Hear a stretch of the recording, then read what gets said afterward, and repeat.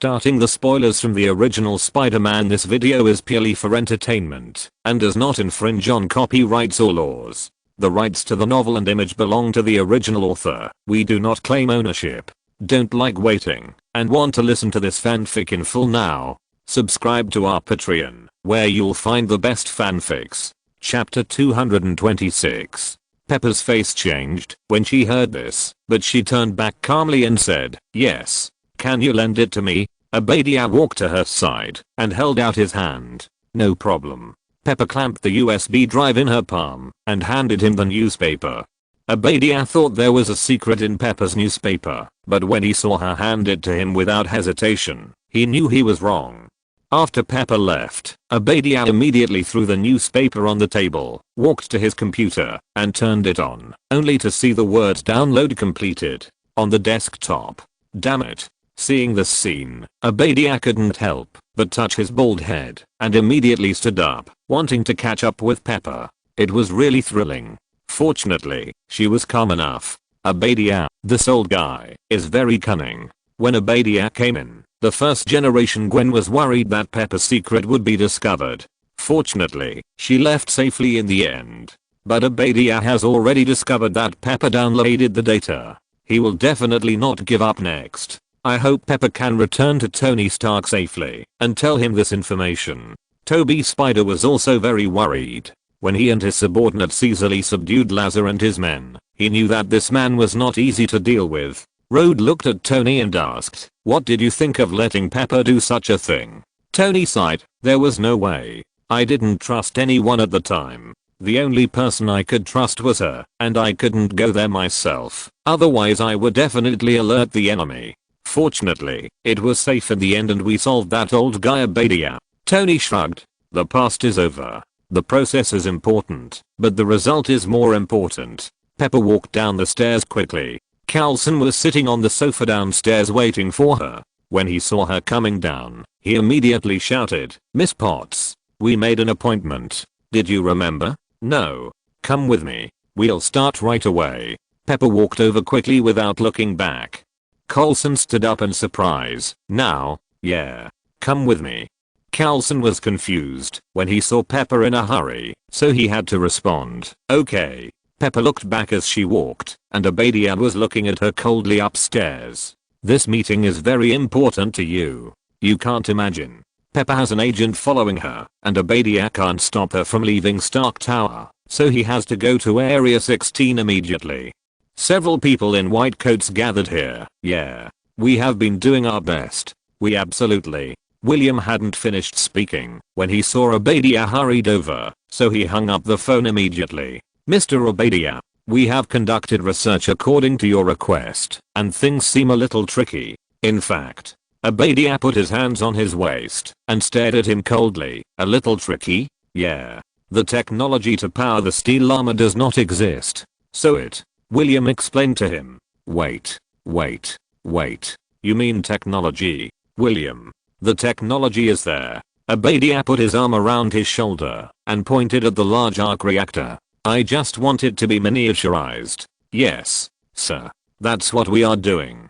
But to be honest, it's impossible. This is too difficult for William. Not everyone is called Tony Stark." Hearing his words, Abadia flew into a rage and said, "Do you know what Tony Stark used to make it in the cave? A bunch of broken parts." William was oppressed by his aura and could only whisper, "I'm so sorry. I'm not Tony Stark." Poor William. He is being compared with Tony Stark. Ban looked at William in the sky with sympathy. He is now the one who knows Tony Stark's strength best. They have been working together recently, and Tony often impresses Banner. He wonders how he came up with such an idea and was able to complete it. "Wait. Who is this William? I don't remember him. Jarvis, help me find him." Tony looked at the bald William with some confusion. Jarvis quickly searched for relevant information about William, and Tony realized that he had laid off a large number of people since Abadia's death, including this William. As for what happened after he was laid off, Tony checked where he had been, and it seemed that he had been idle at home and had not found a new job. Tony scratched his head, but still didn't feel sorry for him.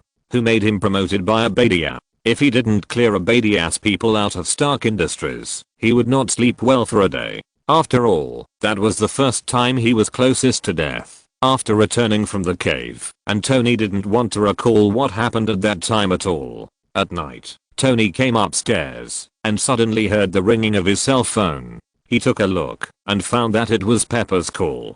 Tony answered the call casually, and Pepper's voice came, "Tony. Tony. Are you there?" The next second, an infrasound wave sounded from Tony's ears, and he was instantly unable to move.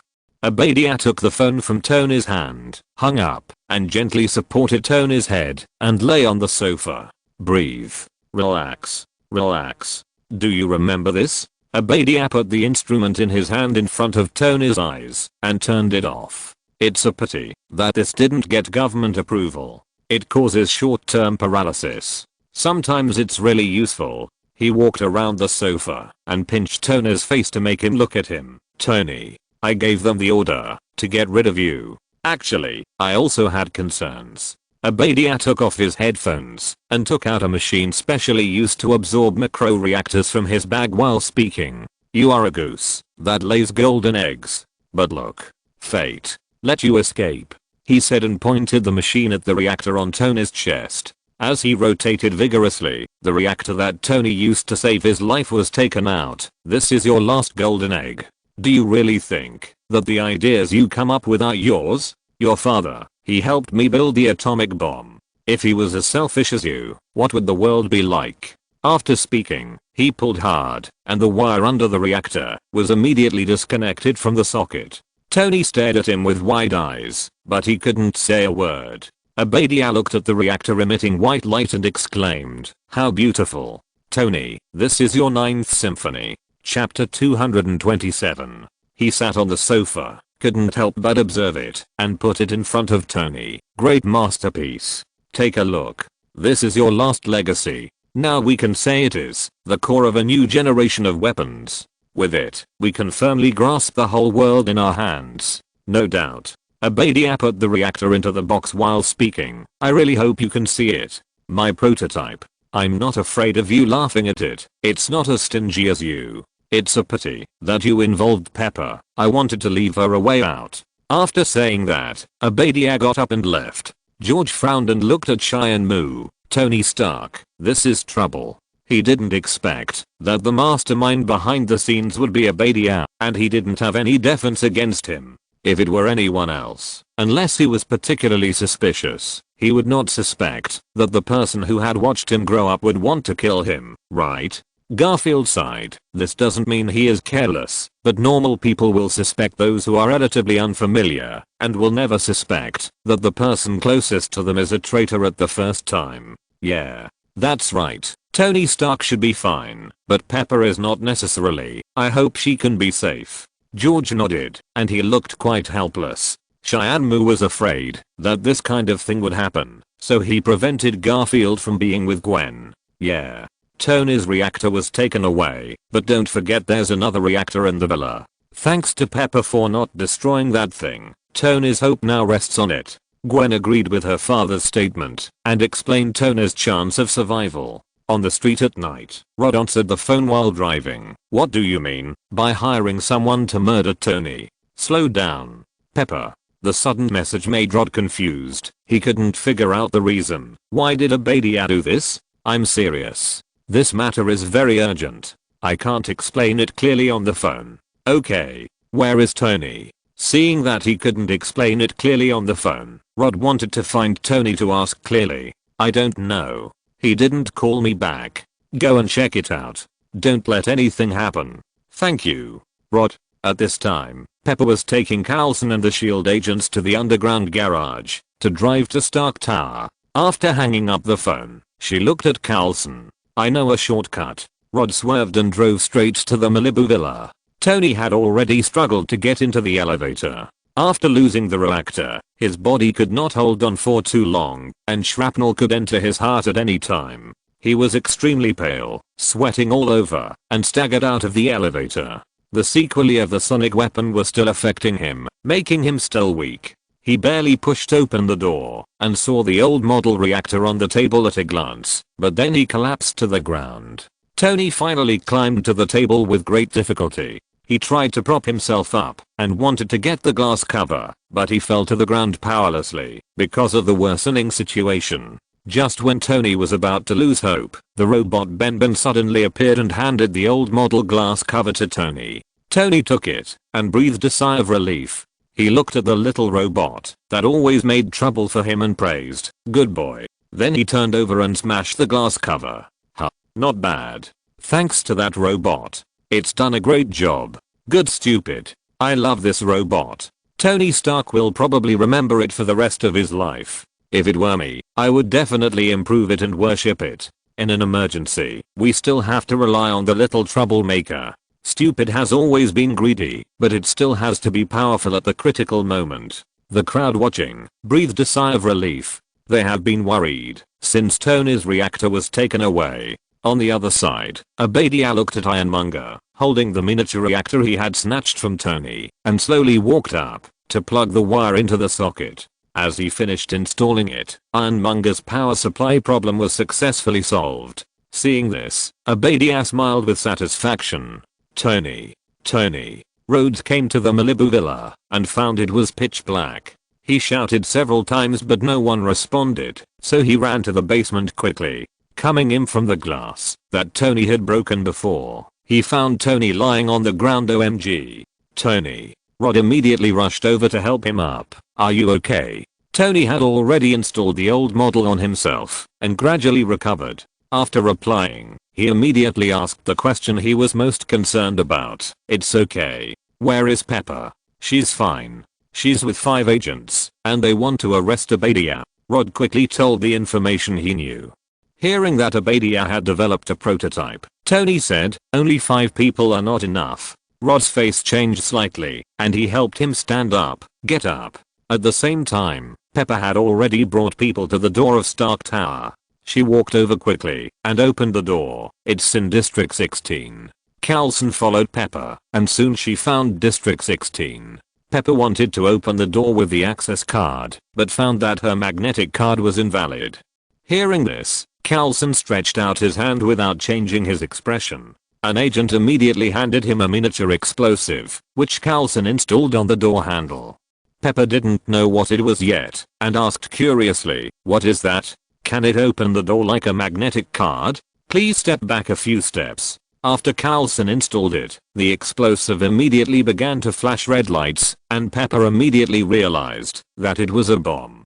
He quickly retreated behind everyone and covered his ears. With a slight explosion, a hole was blown directly in the door handle, and the door lock was also ineffective.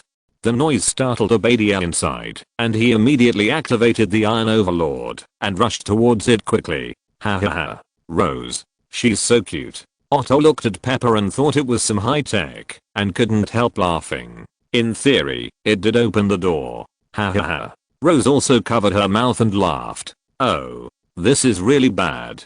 Pepper felt a little hot in her ears. After being around Tony for a long time, she thought these agents were as high tech as him. Unexpectedly, it was a simple and crude explosive that solved the problem. Tony couldn't help laughing. Now he didn't have to be unilaterally controlled by Pepper's embarrassing things. Chapter 228. At the same time, Tony was also wearing Mark III, and Rhodes exclaimed, "This is really the coolest thing in the world." Tony smiled slightly. "Not bad. Let's get started." Rhodes shouted, "Do you need me to do anything else? Make sure you have safe flight rights." After saying that, he flew through the ceiling. Damn it. Rhodes cursed inwardly, turned around and found Mark II without a core. "Baby, I'll take you with me next time." Then he got in a sports car and started rushing towards the Air Force Base. "It seems that you have also fulfilled your wish." Banner smiled at Rhodes when he saw this. Rhodes also smiled and replied, "Haha, yeah. This is really cool, isn't it? Tony, can I have one too?" Banner suddenly became interested and asked Tony, Are you sure Hulk won't destroy the armor?" Tony hesitated and asked Banner a soul-searching question. Banner finally reacted and said with a look of regret, "Oh, yeah. What a pity. I also want one. It doesn't matter. I can leave one for you. If you need to transfer quickly, you can use it." Tony thought of a way to have the best of both worlds. As long as they complete their current research, remote summoning will no longer be a problem. Oh, Tony. Thank you. Banner thanked him. Tony waved his hand. No need to say these. You have helped me a lot, but it's a pity that I haven't found a way to control that big guy yet. Banner spread his hands. There's no way. I dare not get angry easily. If it comes out and I can't deal with it, it will be a big trouble. Without data, Tony didn't dare to try easily. He didn't know whether Mark Destroyer number 1 could defeat the Hulk, but he estimated that, even if he could win, the armor would probably be scrapped. Fortunately, he was still alive through Spider-Man High School, and now Spider-Man is only 9 years old, so it can be concluded that at least, when he is in high school, the war will not happen. The premise is that the enemy behind the scenes, who has not yet surfaced, will not launch an offensive in advance because of the revelation of the Sky Curtain. Tony and his team still don't know who the enemy is, and they are completely in the dark about the mastermind behind the scenes. Coulson led his men into Area 16. It was pitch black inside, and the agents took out their pistols one after another, and Coulson took the lead and walked in front. Then they saw the assembled Mark 1 at a corner. It seems you are right. He is making armor. Pepper looked at Mark 1, recalled the data of Iron Man, and added, and it's bigger. At this time, she seemed to feel something, turned around and looked back, and found that 2 wires were disconnected, and sparks were emitting. Coulson turned over, and jumped off the railing, and began to explore this secret room. An agent walked to the computer, and looked at the Iron Man data chart on the screen. Pepper came under the wire, and the iron chain behind her suddenly moved without wind. Pepper immediately turned around and slowly moved over. In a dark corner, two lights suddenly lit up. Pepper looked at Ironmonger in horror, screamed and immediately started to run away.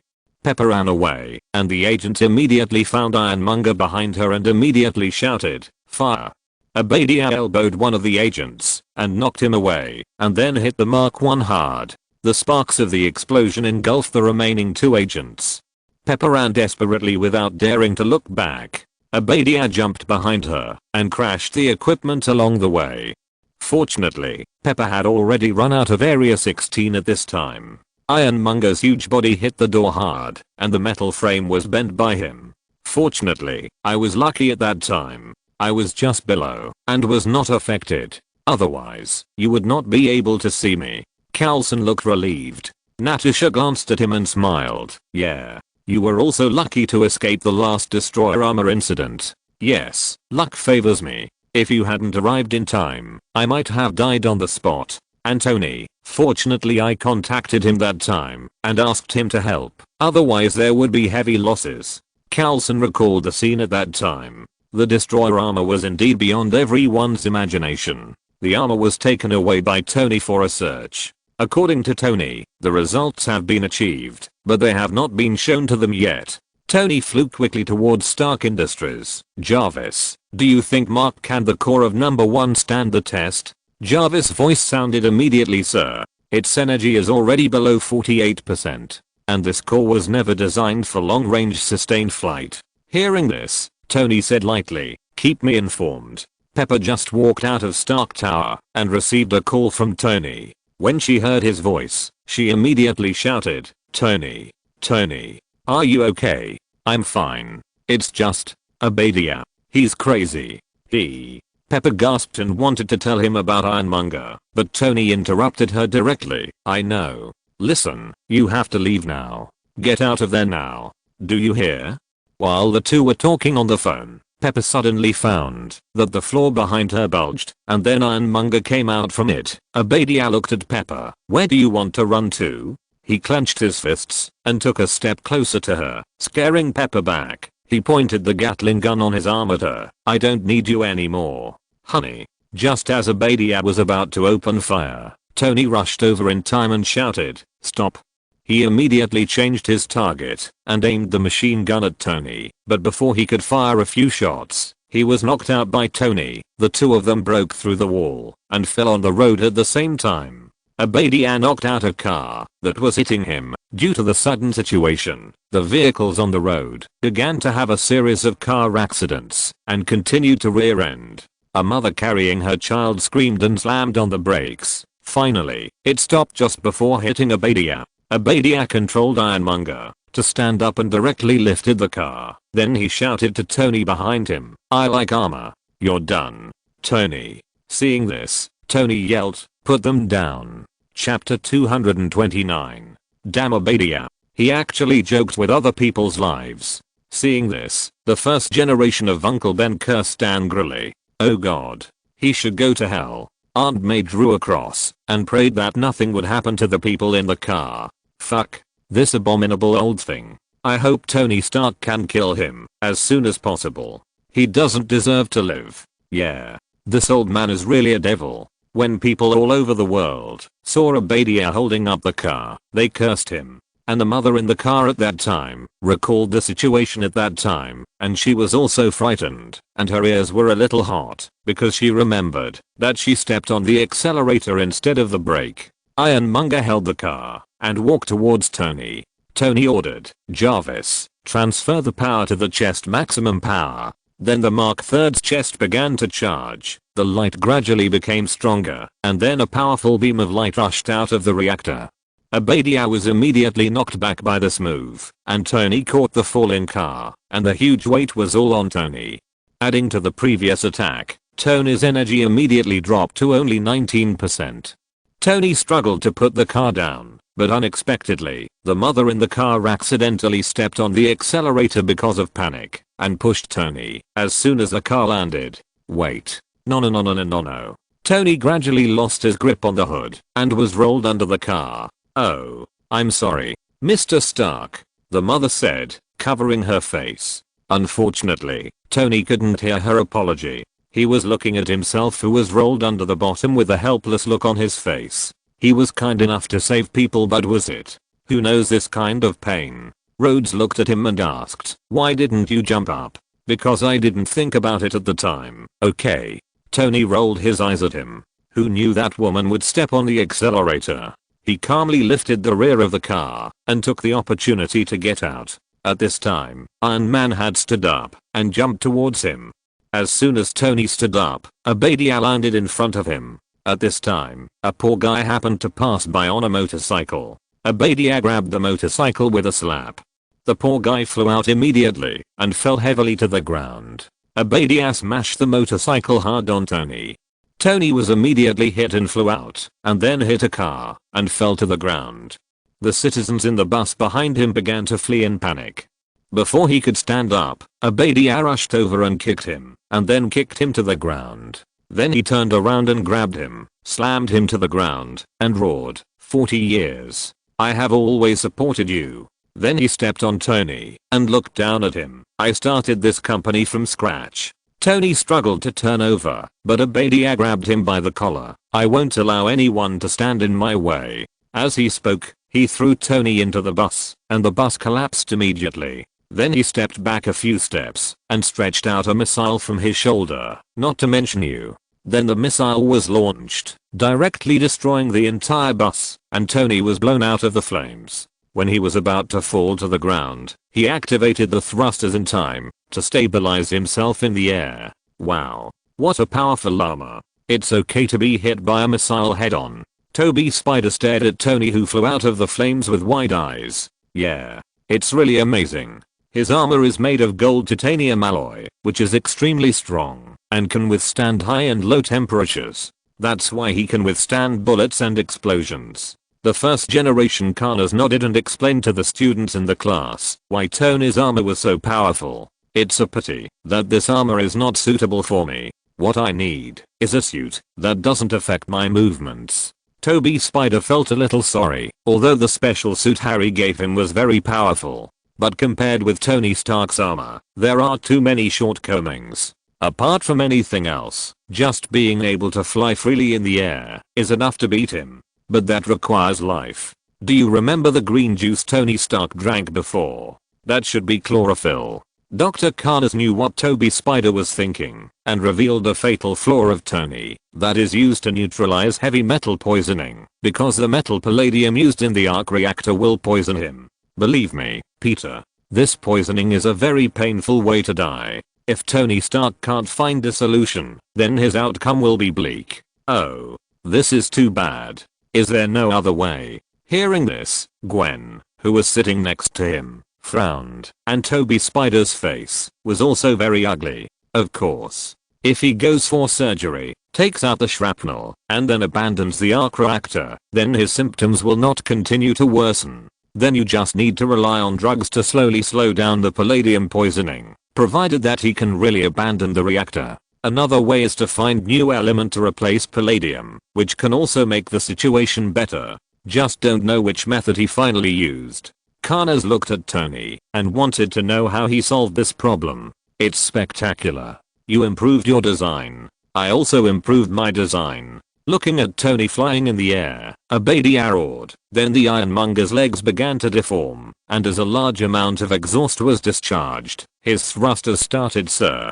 It seems that it can fly too. Jarvis immediately analyzed the situation of the Ironmonger's thrusters in real time. Tony said lightly, I know. Rise to the highest limit. Since there is only 19% of the energy left, that probability is only. Jarvis was interrupted by Tony before he finished speaking. Looking at the Ironmonger who caught up, he roared, I can calculate it myself. Hurry up. Then Tony accelerated and pulled away from the Ironmonger. Pepper below stared at them flying higher and higher with wide eyes. At the same time, the Air Force Base immediately detected Tony and the Ironmonger again, and a black supervisor immediately said, pick up Major Allen for me. Send a fighter to intercept.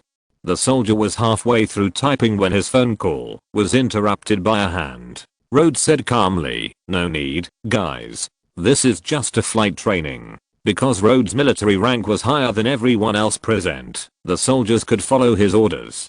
Seeing this, Rhodes nodded with satisfaction. If you're listening to this novel on a channel other than Fanfic World, it means they downloaded and uploaded it without effort. We cordially invite you to visit our channel, Mundo Fanfic Novelos. There you'll find the original version of this story and you can explore many other novels of various genres. We're waiting for you to immerse yourself in a world of incredible novels. Chapter 230.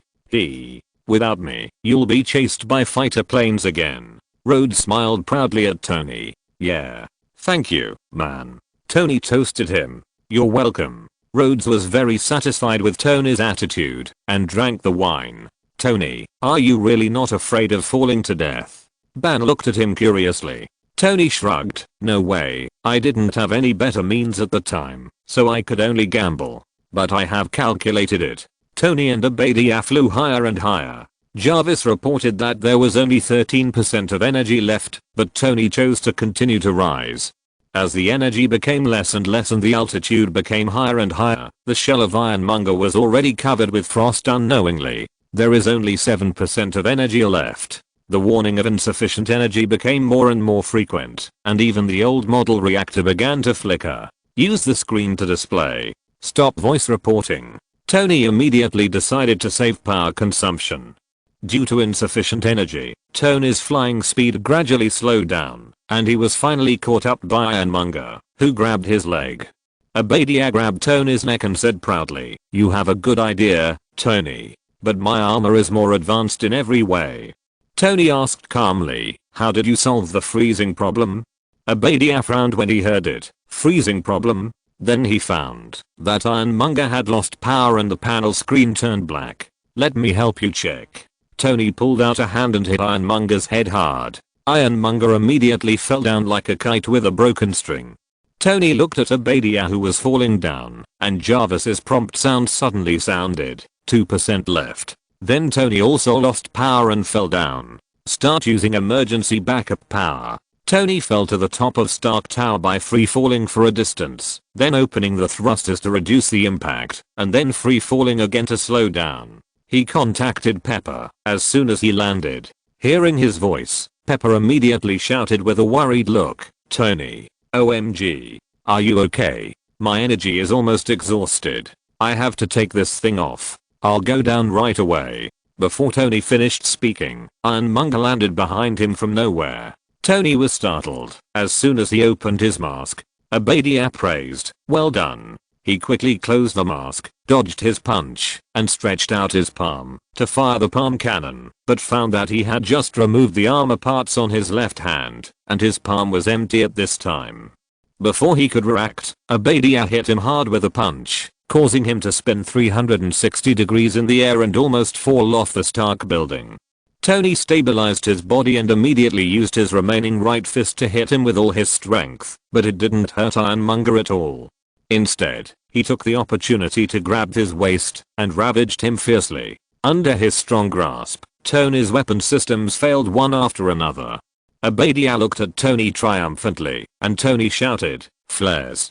Following his order, the flares in the armor were immediately launched. Hit by these instantly high heat flares, Ironmonger finally couldn't catch Tony. Abadia screamed in pain. Ironmonger's system was also affected. When he recovered, Tony had already disappeared. "You are smart, Tony." Tony hid behind a pillar and peeked at Abadia and whispered to Pepper, "This won't work. We have to overload the reactor and blow up the roof." Hearing this, Pepper asked, "What are you going to do?" "You do it. Go to the central control console to turn on all the circuits. I will notify you when I leave the roof. Then you press the main circuit button. That will burn all the circuits." Wow. It's similar to the method I thought of when I defeated Maximum in the Sky Dome. Both require this kind of instantaneous high power current.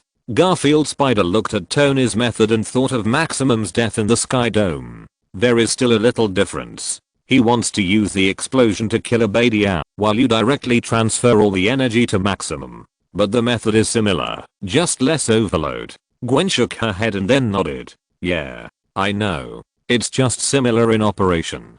Garfield nodded. Of course he knew there was a difference. Pepper carefully came to the large arc reactor, where the glass door had long been shattered into pieces. "Okay, I'm already in. Press it after I leave the roof. I'll try to hold him back," Tony said again, while observing Ironmonger. He only wanted to kill Abadia, but he didn't want to be buried with him. Pepper began to follow Tony's instructions to turn on all the switches. Tony quietly pounced from behind Ironmonger and found Ironmonger's weakness after scanning. "Go to hell." He grabbed an important cable on Ironmonger's neck and pulled it out by the roots. Ironmonger's optical connection immediately failed and his vision was dark. Abadia waved his arms randomly and Tony dodged repeatedly but was still caught by him. He was immediately thrown to the glass roof in front of him. Abadia exposed himself from Ironmonger and looked at Tony with a chuckle. "I've never liked this kind of thing. But I have to admit, I like your armor very much." Abadia looked at Tony's mask and then crushed it with force. Then he threw the scrap mask in front of Tony, and Tony barely raised his head to look at Abadia, who was still talking nonsense. "You finally surpassed yourself, Tony. Your dad will be proud of you." Tony half knelt up with great effort. Pepper below had completed all the operations and shouted to him, "Ready, Tony. Get off the roof." Abadia started shooting at Tony with a machine gun on his arm, and Tony immediately deployed the parts on his arm for defense. But because the defense area was too small, Tony felt that this was too risky, so a larger shield was added later. The bullet shattered the glass under Tony's feet, and he immediately began to fall. Fortunately, he grabbed the iron railing in time and did not fall down. Pepper below also screamed and hugged her head in horror, and a lot of glass fragments fell from above. Chapter 231. Tony barely managed to climb up, but Abadia didn't shoot at him. Instead, he smashed all the surrounding glass in a cat and mouse mentality. Pepper saw Tony hanging in the air and shouted his name. Abadia yelled, "What a irony, Tony. You tried to eliminate the world's weapons, but invented the best weapons." Tony leaned on the railing and yelled, "Pepper." Abadia didn't know Tony's plan and continued to talk to himself. "Now, I'm going to kill you with it." As he said that, he used the missile compartment in his left hand to randomly launch a missile, but the trajectory went to his grandmother's house and hit the wall behind Tony directly. "You actually destroyed my aiming system." Abadia looked at Tony with anger. "Press the button quickly." Tony couldn't care about that anymore and yelled at the people below. Tony was still on top, So Pepper was unwilling to press the button. "You said you would wait until you left. Don't move, you little bastard." Abadia fired another missile, but this time it also missed his grandmother's house. "Press it quickly," Tony urged loudly. He knew he would not die because his armor would not conduct electricity into his body. "You will die." But Pepper did not know this, so she refused to agree. Abadia fired another missile, which was finally closer, but still missed his mother's house. Affected by this, Tony only had one hand left to grab the railing. "Press it quickly." Seeing that Tony insisted on urging her again and again, Pepper had to believe that Tony had a way to avoid death, so she pressed the switch and immediately ran to the side. The entire reactor began to release a large amount of energy, and then this energy rushed up into the sky, and Tony was the first to be rushed to the side. And the material used for Abadia's ironmonger was not very special. The whole suit of armor was immediately filled with electricity, and Abadia was immediately electrocuted and unable to take care of himself.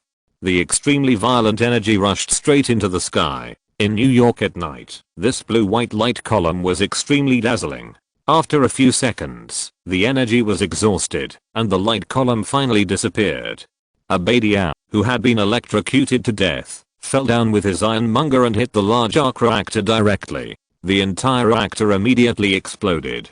Tony on the top immediately turned around to avoid the impact of the flames. As all the explosions ended, Tony fainted on the roof. The old model on the chest flashed with the sound of electricity and then slowly lit up.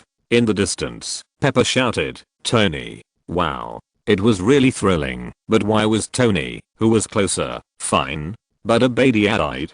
George looked at it in confusion. Obviously, Tony was hit by the energy head on and flew up, but he was fine. Abadia lost consciousness just by standing aside. But seeing that none of his subordinates understood the principle, George could only sigh and think about asking his daughter when he got home. It was just that he felt that this would be a bit embarrassing, but he couldn't bring himself to ask Garfield Spider, which would be even more embarrassing, and he froze for a while. George was entangled with this problem until he got home. Fortunately, his youngest son took the initiative to ask and solved this problem for him. Gwen also expressed his thoughts without reservation, and George suddenly realized that it was no wonder that Tony kept urging Pepper to press the switch. It turned out that he knew he would be fine. At the press conference, it was the familiar Rhodes. He stood on the podium and spoke nonsense seriously. "Everyone has received the official explanation of Stark Industries' incident last night. According to unconfirmed reports, a prototype robot malfunctioned, causing serious damage to the arc reactor. Fortunately, one of Tony Stark's private security guards used Stark's top secret technology to resolve the danger." Tony was reading the newspaper while listening to Rhodes' speech on TV. Pepper was helping him make sure the scars on his face would not be visible. The bold black headline on the newspaper read, "Who is Iron Man?" Iron Man, that's an interesting name. It has a beautiful ring. I mean, it's not technically accurate. The armor is made of gold titanium alloy. But who knows what people will associate it with. Tony was talking when Carlson suddenly walked over. He handed Tony a small card. "This is your alibi."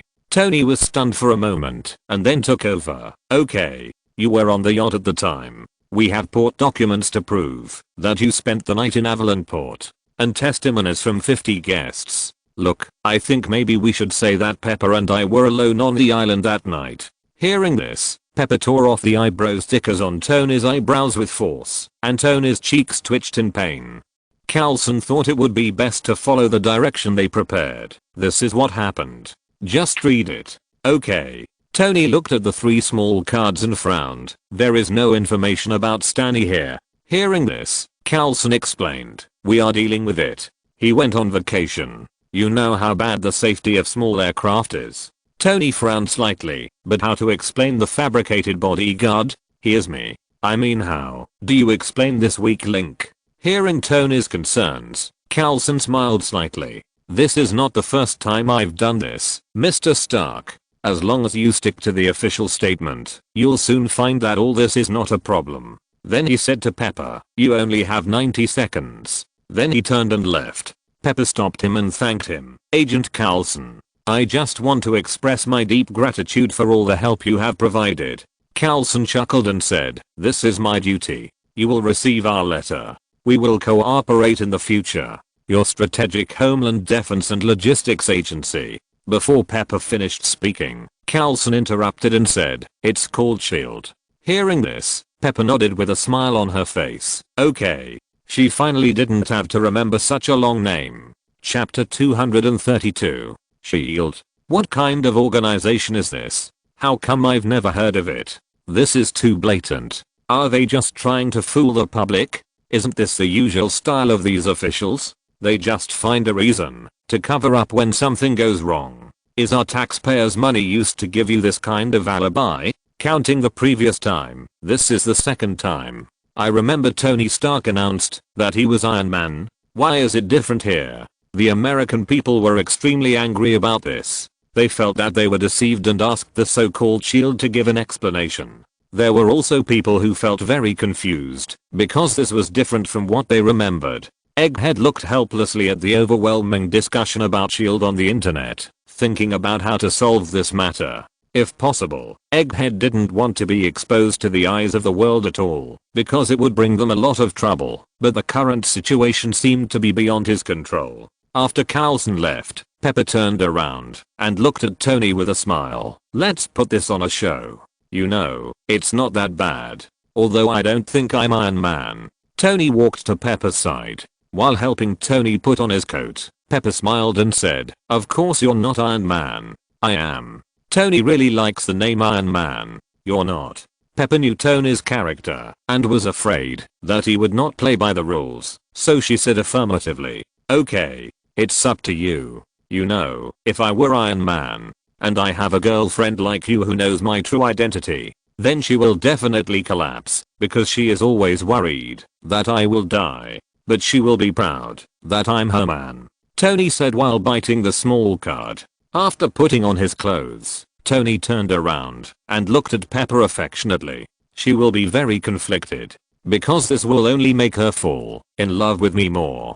Tell me you have never thought about that night. Which night? Hearing this, Pepper raised her head slightly and looked at Tony. You know. Pepper narrowed her eyes and looked at Tony, looking at him with a slightly unfriendly expression. You mean the night we danced? We went up to the rooftop, and then I asked you to go downstairs to get me a drink, but you left me there. Are you talking about that night? Hearing this, Tony laughed awkwardly and was speechless. Looking at Tony's expression, Pepper complained, I guess so. After tidying up his clothes, Pepper glared at him and asked, are you done? Mr. Stark? Yes, I'm done. Miss Potts? Ha ha ha ha. Tony Stark, this is really embarrassing. I didn't even think of Pepper at that time. I didn't expect him to leave Pepper alone on the rooftop. Otto slapped his thigh and laughed at Tony. He even brought up this matter. No wonder Pepper was angry. It seems that his IQ is very high, but his EQ is not very good. Rose chuckled. It would be difficult for any woman to accept this. But the SHIELD in their world might be in trouble. Maybe they will be criticized by the taxpayers? Otto knew with his toes that the people would not let it go. This kind of repeated deception will greatly reduce the credibility of the official, and the protagonist is Tony Stark, who has risked his life many times to avoid crisis. It is difficult for them to blame Tony Stark, so they can only point their guns at SHIELD, which helped him prepare the alibi. Not to mention that Coulson said he had done it many times. Because people in their world alone have doubts about their press conference, not to mention the people in the main universe of MCU, who have a history of previous events. Next, Mr. Stark has prepared a statement, but he will not answer any questions. Thank you, Rhodes said and gave the stage to Tony. Tony came up with a small card and first said to the reporters, you haven't seen me in public for some time. I'll just read from my script.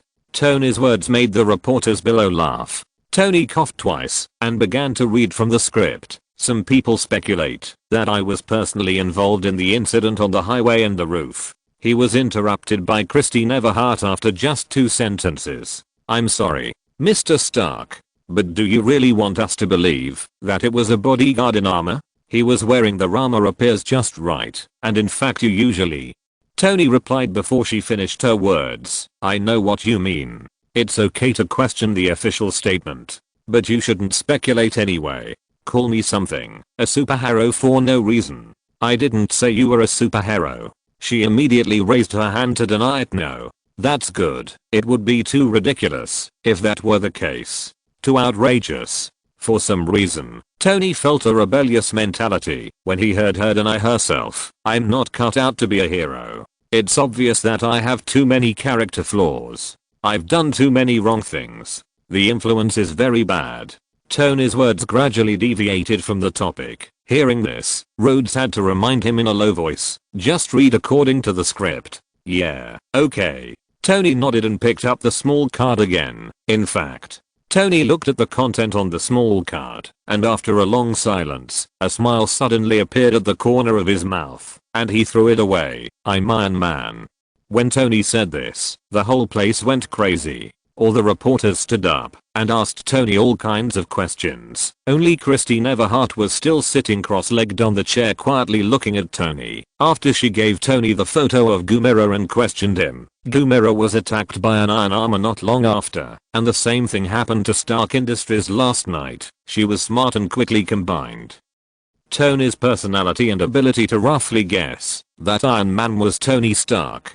Tony's personality was understood by her. That's why she deliberately interrupted Tony at the press conference today and hinted whether he was really willing to follow the official statement. Tony really stopped following the rules and directly revealed his identity at the press conference. Chapter 233. Reveal your identity directly? He's really brave.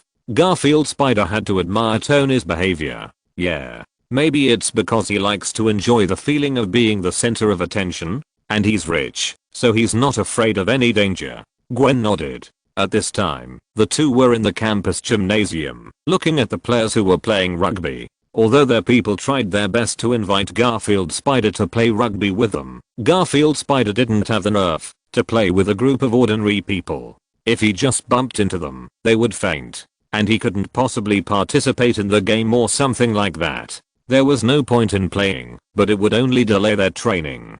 George squinted at Tony, and he could probably guess what Tony was thinking, but he didn't understand. Wasn't Tony afraid of retaliation? Even if he was extremely rich, if he didn't have the armor, he would be just an ordinary person. Even the president would be assassinated, not to mention that he was just a rich man. But this is Tony's choice. George is just a bystander. Fortunately, from the perspective of the Sky Curtain, the only person Tony may care about is Pepper. He only needs to protect her safety. Unlike Garfield Spider, in addition to his uncle and aunt, there are also weaknesses in their family, but he and Gwen have been revealed by the Sky Curtain, so George can only strengthen protection. Fortunately, Garfield Spider himself is also very good, with fans all over the world. The terrorists who are currently endangering society have also been arrested and brought to justice, and the days have become peaceful. At night, Tony returned to his home and shouted, "Jarvis, welcome home, sir." Jarvis' voice sounded. Tony walked to the living room and saw a dark figure standing by the glass window. "I'm Iron Man. Do you think you're the only superhero in the world? Mr. Stark, you've become part of a larger universe. You just don't know it yet." Tony frowned at the uninvited guest and asked, "Who are you?" "Nick Fury, director of S.H.I.E.L.D." Egghead slowly walked out of the darkness and looked at Tony with his one eye. "Oh." Tony replied lightly. "I came here tonight to talk to you about the Avengers." Nick Fury smiled at Tony. "That's terrible. But there's no later part?" It seems that Sky Curtain didn't broadcast everything in detail. Looking at the silent Sky Curtain, Egghead frowned first, and then was quite curious about how Sky Curtain selected the clips. As for his appearance, Nick Fury didn't care much. Anyway, he estimated that S.H.I.E.L.D. would not be able to continue hiding behind the scenes. He began to think about whether to re-establish a new organization, but the funding was a problem. He didn't have that much money now. Avengers. I remember Cheyenne Moo seemed to have mentioned this before.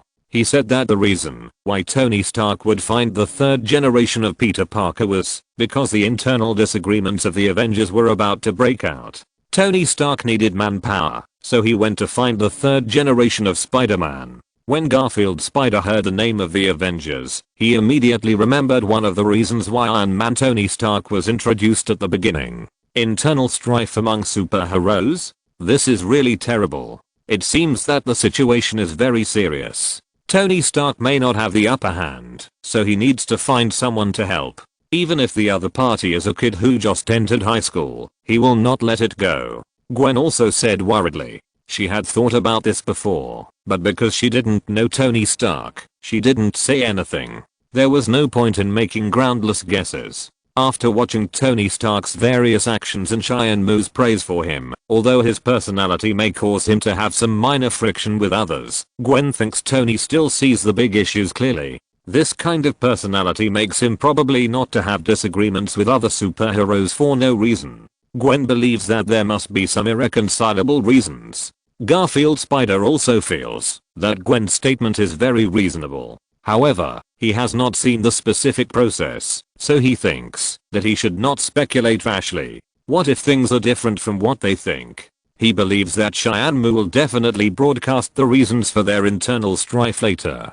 Cheyenne Moo's silence this time was not long. Soon, it broadcast Iron Man 2 and Thor 1 and Captain America 1 without interval. The world was extremely shocked by this, especially the existence of Asgard shocked the whole world, and they recognized Thor and Jane Foster mentioned by the Sky Curtain before. When they saw Tony was asked to hand over the Mark armor, they felt indignant, and when Justin Hammer was embarrassed, they laughed non-stop. When they saw that Tony was almost dead because of palladium poisoning, they were extremely nervous about how Tony would solve this problem. Finally, when they saw Ivan Vanko and Justin Hammer suffer the consequences of their own actions, one died and the other was imprisoned, they felt extremely relieved. Later, they witnessed Captain America's bravery and felt extremely sorry that he missed his date with Peggy Carter. Seeing Captain America crash, Rhodes couldn't help but ask him, "Why didn't you jump out of the plane at that time?" Captain America was silent after hearing this. Tony was extremely surprised because he had always thought that the Sky Curtain played a small segment at a time according to a certain pattern, but he didn't expect that it could be played for several days in a row. Most importantly, the story about him and Thor was not exactly the same as reality. He had to wonder if this was their future without Skymage's intervention. And a purple potato spirit squinted his eyes and looked at Odin, who had fallen into a deep sleep, thoughtfully. Tony, Banner and others came to S.H.I.E.L.D. again. At this time, it was obvious that the entire S.H.I.E.L.D. staff seemed extremely busy. In Nick Fury's office, Alexander Pierce was sitting opposite him, and the two seemed to be discussing something. Tony walked straight into the conference room, where Captain America and Natasha had already arrived. He looked around and unexpectedly did not see Rhodes. He thought he was late enough, but he didn't expect Rhodes to be even later than him. After a while, Rhodes hurried in, and Tony was surprised. "Are you stuck in traffic?" "Huh. Don't mention it, because after Skymage exposed the fact that I had perjured you before, many taxpayers were very dissatisfied and almost broke out in a demonstration." "Then what?" Banner looked at Rhodes curiously. "And then they asked me to apologize to them. If nothing goes wrong, you will see my apology report soon. I was also deducted from this year's bonus, but fortunately I was not demoted." Rod was very helpless. He felt that he had suffered an unprovoked disaster. The disaster was caused by Tony Stark, but he had to bear the blame. Natasha laughed unkindly at the words. Rod looked at her speechlessly, and Natasha immediately restrained her smile. Thor did not come, and Carol was not there either. Chapter 234. After telling a small part of Tony Stark's story, let's get back to the main topic. Tony recruited 3 generations of Spider-Man, and the opposing party also found its own team members. At night, in the Avengers building, Vision was on standby. Suddenly, a burst of fire broke out outside the window. Vision instantly crossed the floor and came to Wanda. "What's going on?" Wanda looked out the window in confusion. "Please stay here," Vision said lightly, and went through the wall and left here. Wanda stared at the fire in a daze, and suddenly came to her senses, and controlled a fruit knife. The knife reached Barton's forehead in an instant. Fortunately, Wanda found out that it was him in time and stopped. Barton shrugged and pushed the fruit knife aside. "It seems I should knock on the door." "Oh my god." What are you doing here? Wanda exclaimed and walked towards Barton. My child is going to be disappointed, Patton said as he walked straight forward and shot an arrow to the left and right. After setting the trap, he pulled Wanda away. I should have taken them water skiing, but the captain needs our help. Come on. Just as they were about to leave, Vision suddenly walked in through the wall and called him directly, Clint. Vision looked at Patton and said lightly, you shouldn't have come. Really? I just retired for 5 minutes. The world is in chaos. Hearing Vision's voice, Patton turned his head and looked at him. Please consider the consequences of your actions. Vision still wanted to persuade him. Okay, I've thought about it. As soon as Patton finished speaking, a large amount of electricity came out of the arrow he shot before and briefly controlled Vision. Seeing Vision being restrained, Barton quickly turned around and ran outside. Okay, we are leaving. But Wanda stood still. Barton looked at her in surprise. This way. He pointed to the exit and shouted. Wanda was a little worried. I've caused enough trouble. Hearing this, Barton had to run back to her. You have to help. Wanda. If you're depressed, you can go to school to study. If you want to make up for it, take action now. Oops. Wanda was about to speak when Barton saw Vision break free from his restraints. I saw a laser shot out of Vision's forehead, instantly destroying the device on the arrow, and then he walked towards Barton, who immediately took out a bow and arrow. He shot an arrow, but it went straight through Vision's body. Vision grabbed the bow in his hand and knocked him to the ground with a palm. After landing, Barton immediately adjusted his posture and slowly took out a short stick from his back. I knew I should stretch my muscles first. After saying that, he rushed forward and hit Vision with a stick, but it went through his body and hit nothing. Barton was not discouraged by the failure of the hit and immediately raised his right arm to block Vision. Then he hit again with his left hand, but it still missed. The two sides fought in close combat. Vision was obviously in an advantage and easily intercepted Barton's waving arm.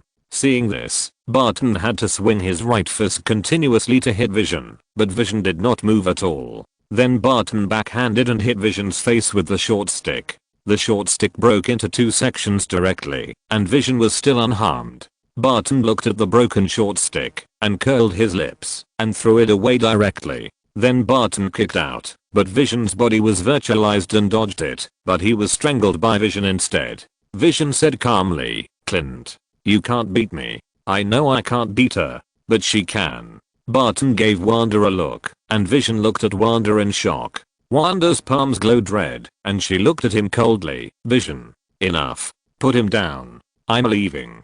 I can't let you go. After hearing Vision's refusal, Wanda immediately cast chaos magic and controlled Vision's body. Vision's arm became ethereal, and Barton, who was strangled by the naked body, slowly fell down. I'm sorry, Wanda said, and then exerted power on Vision's body. The huge force caused the floor to collapse. Vision looked at Wanda and advised, if you do this, the world will never stop being afraid of you. The power became stronger and stronger, and Vision was forced to kneel on the ground. I can't control their fear, but I can control myself. After saying that, Wanda increased the force directly, and the floor was directly pierced. Vision smashed through countless floors in a row, until it was bottomless. Barton climbed up, and looked at the big hole. Oh, come on. There's another stop. Barton. I'm one of them in the Civil War. Who are they? Vision and Wanda? Never heard of them.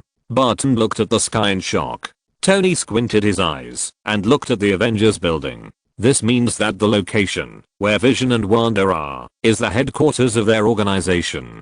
Combined with Wanda's statement that she has caused enough trouble, she made a mistake and Vision is responsible for taking care of her. Otherwise, Vision would not let Wanda stay where she is when an emergency occurs, and when Barton was about to take her away, Vision came to stop him. Looking at the strange figure of Vision, Rhodes looked at Tony intuitively and said, is this Vision related to you, Tony? I don't know, but it seems possible. He doesn't look like a carbon-based life form, but more like a silicon-based life form. In other words, a robot. It's just that he looks very special. In just a short paragraph, Vision showed several abilities, the most impressive of which was the ability to become virtual.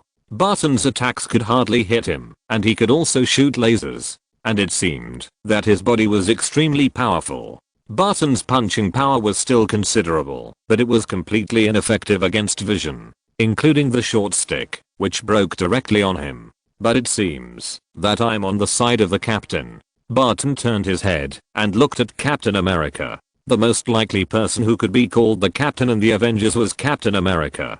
Captain America also frowned, not knowing what exactly caused him to have a disagreement with Tony Stark. Although the relationship between the two was not very good, it was not too bad. Tony was also thinking about possible problems, but in the end he found that the existing information was insufficient, and it was difficult to analyze the specific reasons. Egghead, who couldn't figure out the specific reasons for a while, and Tony searched for information about Wanda and Vision at the same time, and soon they got something. Wanda Django Maximoff, and her twin brother, Pietro Maximoff. Tony decided to search for them immediately. As for Vision, nothing was found, as if this person had never existed. Wanda looked at herself in the sky with an unbelievable face. She was actually in the Avengers building, and she was quite familiar with the man named Clint. Otherwise, she would definitely not leave with him, and she actually mastered such a powerful power. Even the extremely powerful Vision was easily defeated by herself. If she mastered this power, she would definitely be able to take revenge on Tony Stark. But Wanda didn't see Pietro's figure, and she was a little confused as to why he was not by her side. Chapter 235. We'll find it sooner or later. Our satellites are doing facial recognition, biometrics, and behavioral pattern scanning. The black woman Okoye took the lead, followed by the new King Black Panther T'Challa. Natasha was standing in front of the car waiting for them. Okoye walked up to her and said very impolitely, "Get out of the way, or I'll move you out of the way." T'Challa looked at the two of them with a smile on his face and stopped them, saying, "Although that would be interesting." Natasha looked at T'Challa. "Do you really think you can find him?" Hearing this, T'Challa calmly walked to the car and opened the door. "I have considerable resources." Natasha turned her head and said, "Yeah. It took the world 70 years to find Barnes, so you can probably find him in half the time." Hearing this, Black Panther immediately smelled something behind Natasha's words and said affirmatively, "You know where they are." "I know someone who knows." Natasha nodded. "What's going on? Why am I up there? What does this have to do with me?" T'Challa, who was still a prince at this time, looked at the sky with a puzzled look. He didn't understand why he and Okoye appeared on the sky. It seemed that he knew Natasha, but they were not close. At this time, T'Chaka, the king of Wakanda who had not died yet, was also very surprised to see Okoye and T'Challa standing together. It seems that many things have happened. Otherwise, as the captain of the Royal Guard Women's Guard, Okoye would not have walked with T'Challa for no reason. It seems that Wakanda's secrets can't be hidden for long. T'Chaka sighed slightly. Since T'Challa has already contacted Natasha, the power of the Panther Goddess and vibranium technology can't be hidden for long. He felt that he should think carefully about how Wakanda should go next. Natasha was also a little stunned. She didn't know T'Challa now, but it didn't matter. Tony found out T'Challa's identity in a few seconds. Prince of Wakanda, a small African country. T'Challa. Egghead looked at the information Tony found out, not knowing what he was thinking. Then he also found out the identities of Okoye and the last person, but Tony didn't know who Barnes they were looking for. Captain America stared at the sky in a daze, and it took him a while to react and said, "Barnes? Bucky Barnes? Who? Do you know him?" Captain Barton, who was sitting next to Captain America, heard Captain America's mumbling, and looked at him curiously. Hearing Barton's words, everyone looked at Captain America. Captain America shook his head subconsciously. "No. This is impossible. Bucky has been dead for a long time. He died in that battle. It can't be him." Nick Fury frowned, as if he thought of something, but didn't say it out loud, because he was not sure yet. On the other side, Captain America got out of a small car, and Sharon Carter got out of the car right in front of him.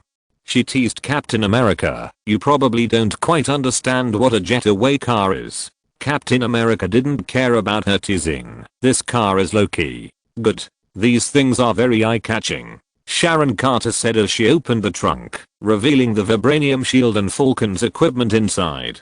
In the car, Falcon Sam and Winter Soldier Bucky were waiting for them. Bucky suddenly asked, "Can you move the seat forward a little?" Falcon refused without looking back. No. At this time, Captain America was still talking to Sharon. "I owe you another favor." Sharon Carter curled her lips. "I remember it." After being rejected by Falcon in the car, Bucky silently moved his position so that he could eat the melon more clearly. But after he moved, Sharon Carter also saw him and said lightly, "He wanted to kill me before." Captain America had to apologize to her on behalf of Bucky. "Sorry. I will remember that too." Sharon Carter smiled unconsciously after hearing this, then turned her head and pursed her lips. Captain America turned her head and looked at the equipment. "They will come to you." Sharon Carter nodded but didn't care. "I know." Captain America thanked him solemnly. "Thank you, Sharon." She looked at Captain America affectionately without saying anything. Captain America understood what she meant and kissed her. The two leaned their foreheads against each other, and Sharon recalled the kiss. "This feeling is really late." Captain America looked at her lightly. "You're right." Sharon Carter, she couldn't help laughing, and then she touched the captain's strong body. "I should go." Captain America nodded. "Okay." The two of them separated, and Falcon and Bucky in the car looked at Captain America with an aunt's smile. Looking at the expressions of the two, Captain America, who was originally smiling, looked at the two helplessly. "Oh my god. What should I do?" Sharon Carter covered her face and was a little at a loss. She actually kissed her Aunt Peggy Carter's man. How can she go to see her aunt? Peggy Carter lay on the bed, squinting at the scene of the two of them kissing, and turned her head to look at the old man next to her. "I don't even know when you had this relationship with her." The old Captain America smiled bitterly and didn't speak. He knew that Sharon Carter would be affected by the Infinity Gauntlet and turned into ashes. Recalling the past, it took him a long time to get out of this relationship. After the war, he traveled back to the past. He saw Peggy Carter and recalled that he still owed her a dance, so he chose to stay in that era and spend the rest of his life with her. But the appearance of the Sky Curtain did break his expectations. Everything he had experienced was overturned. Everything became different when the Sky Curtain appeared. He had thought about telling everyone else everything, but was blocked by the Sky Curtain. Except for Peggy Carter, he couldn't even tell anyone, nor could he leave any relevant text. Compared with the old Captain America, the young Captain America at this time seemed particularly excited because he saw Bucky. He didn't expect that the Barnes in Natasha's mouth was really Bucky, his good brother. Tony looked at the excited Captain America and immediately began to search for Bucky's situation in all possible places. A living person, Tony didn't believe that he lived in the modern world without any trace.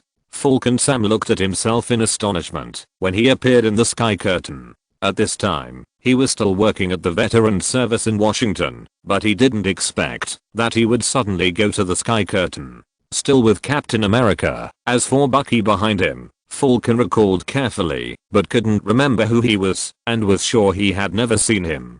Dr. Zala, who had already become an artificial intelligence life, looked at the Winter Soldier who seemed to be out of control, thinking about how to strengthen control over him so that Bucky would not get out of his control. Chapter 236. After getting the equipment, Captain America drove to an airport in Germany. When they got off, Barton came over to say hello to them. The two shook hands with each other. "You know I wouldn't have come to you if I had no choice." "Hey, man. You're helping me. Besides, I still have to pay off my debts." Barton turned his head and looked at Wanda, who was walking towards them with her arms crossed.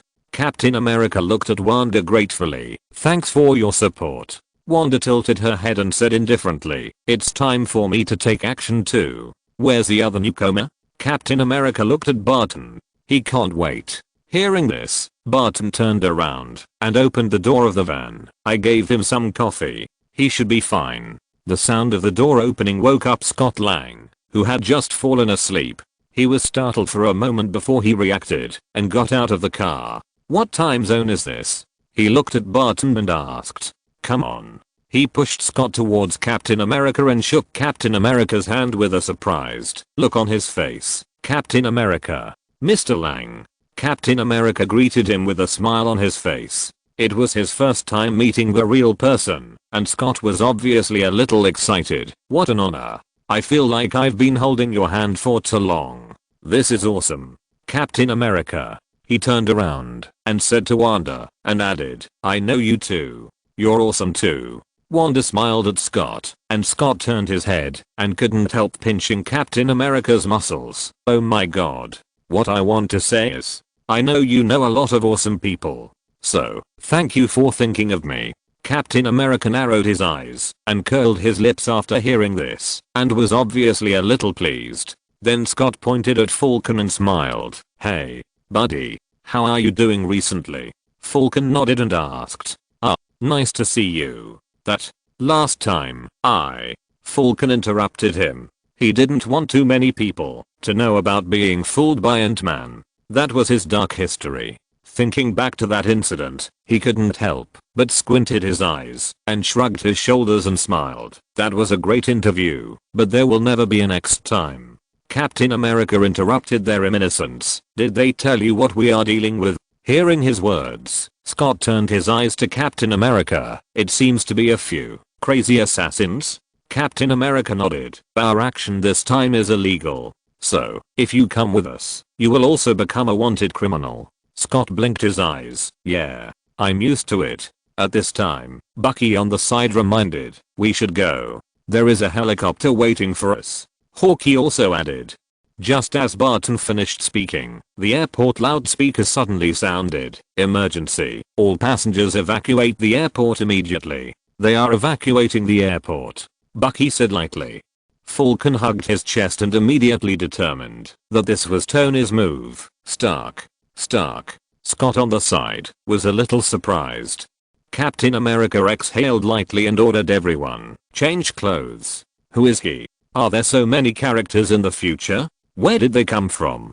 Tony frowned. There were too many people who appeared at once. He could only order Jarvis to search for Scott Lang again. His information was not kept confidential, so Jarvis quickly checked his information thoroughly. At this time, Scott had not been in prison for the Vista robbery, so he seemed innocent, but he had been fired for reporting. Scott Lang looked at the sky in confusion, not understanding how he, an ordinary 5-star good citizen, was related to him. But not long after, he received a call from the police station, asking him to stay at home. Scott thought that his idea of hacking into the Vista security system had not been implemented yet, and the police had no evidence to prove that he had committed a crime. It was estimated that they could not do anything to him as a good citizen, so he simply stayed at home and waited for the police to come. Coulson decided to go to find Scott with Natasha. They were not far away, so there was no need to fly a fighter plane. They would find the person first. At the same time, Jarvis successfully searched for the location of Wanda and Pietro. Tony decided to set out to find them immediately to prevent them from being captured by people with bad intentions. Tony found out that the twins were orphans, left over from the war, but they didn't know how they became orphans, so they set off without hesitation. Egghead looked at Barton and immediately decided to let him go with the Quinjet. Captain America also decided to follow. No matter what, Wanda stood on his side in the sky, so it would be better to follow. After changing clothes, Captain America took the lead and walked in the front, and then started running towards the helicopter. The next second, a tiny machine shot out from nowhere. The helicopter's circuit system was completely destroyed in an instant, and a lot of white smoke came out of the propeller on the top. Seeing this scene, Captain America immediately stopped. Looking up, I saw Tony wearing the Mark armor and reaching his hand towards the helicopter. Then Tony flew forward, and Rhodes followed closely. The two men landed in front of Captain America one after the other. Tony looked at him sarcastically. "I always run into familiar faces at the airport. How weird. Isn't that weird?" Then he looked at Rhodes, who echoed him. "Very weird. Listen to me, Tony. That psychiatrist. He's the mastermind." Captain America tried to explain to Tony, and then Black Panther T'Challa jumped out from the side. "Captain. Hello, Your Majesty." Captain America also responded to him. Tony interrupted the two. "Anyway, Ross gave me 36 hours to take you back. Now it's been 24 hours. Can you help me? You caught the wrong person." Captain America looked at Tony calmly. Tony looked at Captain America with some annoyance. Your judgment is flawed. Your old teammate killed many innocent people yesterday. There are 5 more super soldiers like him. I can't let the doctor find them first, Tony. I can't. Captain America was very firm on this point. He didn't want to conflict with Tony. Steve. Captain America turned his head when he heard it. Natasha appeared behind Captain America. You know what's going to happen next. Are you going to fight your way out this time? Captain America didn't say anything, but turned his head and looked at Tony silently. If you're listening to this novel on a channel other than Fanfic World, it means they downloaded and uploaded it without effort. We cordially invite you to visit our channel, Mundo Fanfic Novelos. There you'll find the original version of this story and you can explore many other novels of various genres. We're waiting for you to immerse yourself in a world of incredible novels. Chapter 237. Your Majesty. Chala stood up in shock. Will he become king in the future? His becoming king as the heir means that something happened to Chaka. Dad. Princess Shuri turned her head and looked at her father with a worried look on her face. Chaka nodded to her and told her not to worry. Chaka knew that people would die sooner or later, but he didn't expect it to be so soon. With Spider-Man's age, he easily figured out the timeline of the current sky screen. He will die in 4 years at most. The cause of death is unknown, but it is likely that he was killed. As a Black Panther, he who has taken the heart-shaped grass is not so easy to be killed by the disease. Combined with the several crazy assassins revealed by Scott, the several super soldiers mentioned by Captain America, and Chala's actions to track down Barnes for killing innocent people, he easily came to the conclusion that he was killed by someone, which might be Bucky's doing, or he might be wronged, and Chala became the new generation of Black Panther, and was tracking down the murderer. Knowing that he would be assassinated, Chaka began to think about the possibility and necessity of forming an alliance with the Avengers. After all, Chaka didn't think Wakanda would be spared from the future war. Tony, who was on his way to find Wanda and Pietro, looked at the newly emerged Black Panther with a frown on his face. Who was this? Or a king? Because he was wearing the Black Panther armor, Tony couldn't recognize Chala's voice, so he couldn't recognize him. At the same time, he was very curious about the armor he would wear in the future, and couldn't wait to know the data of this armor, so that he could replicate it in advance. Tony didn't want to listen to Captain America's explanation anymore. He lowered his head and said, "Okay, I'm running out of patience.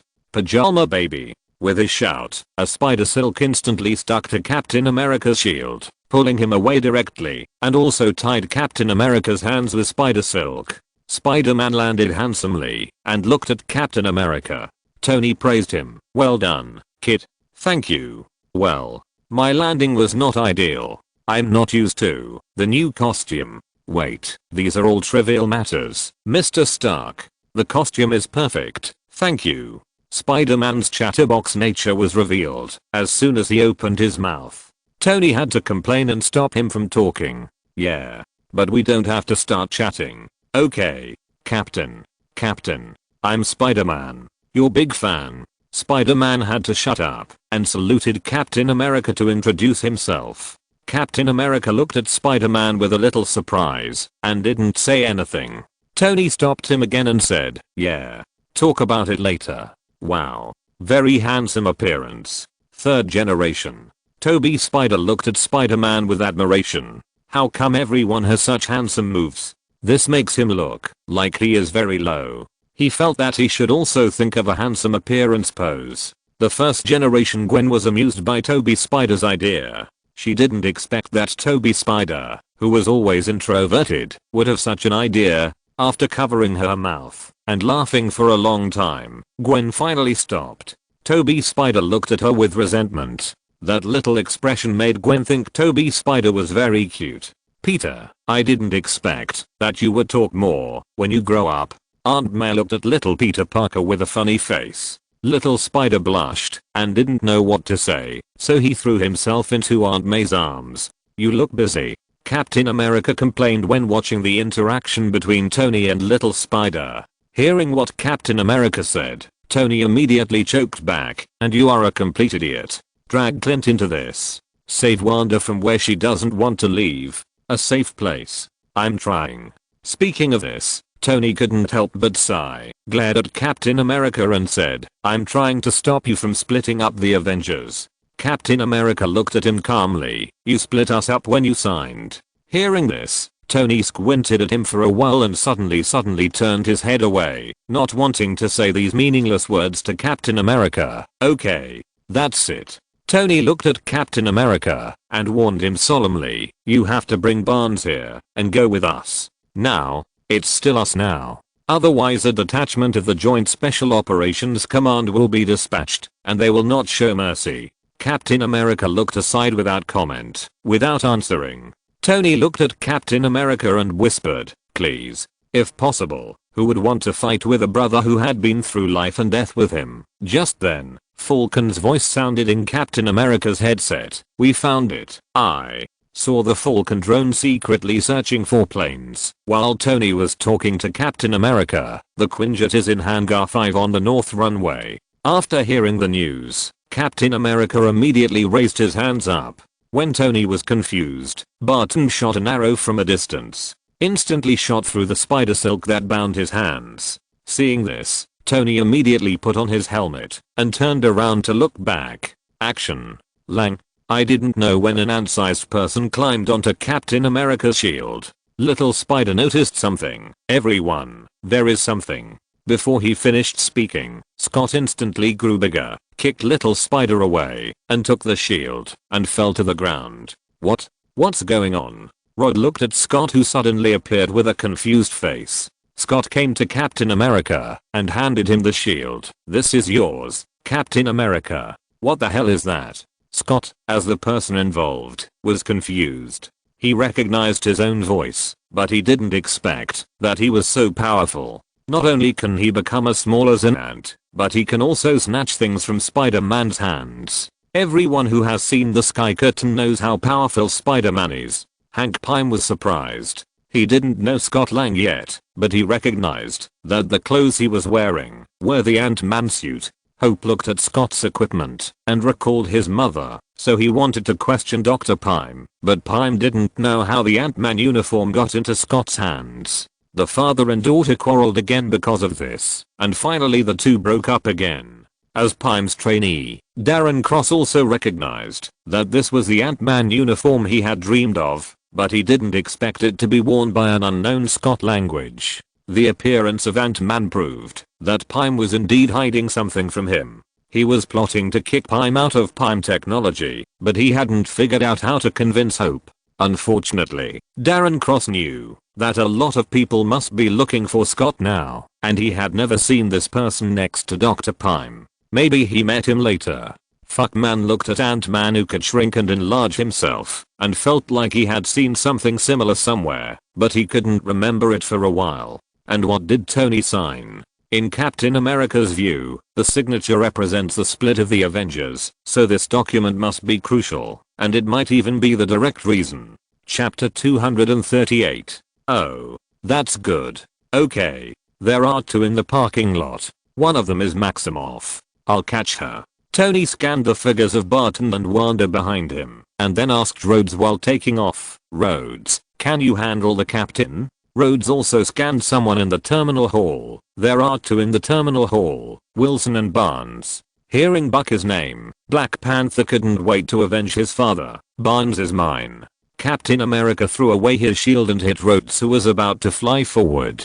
Spider-Man participated in such a big scene for the first time and asked nervously, hey, Mr. Stark, what should I do? Didn't we agree? Don't get too close. Wrap them up with a web. Tony reminded him. Okay, got it.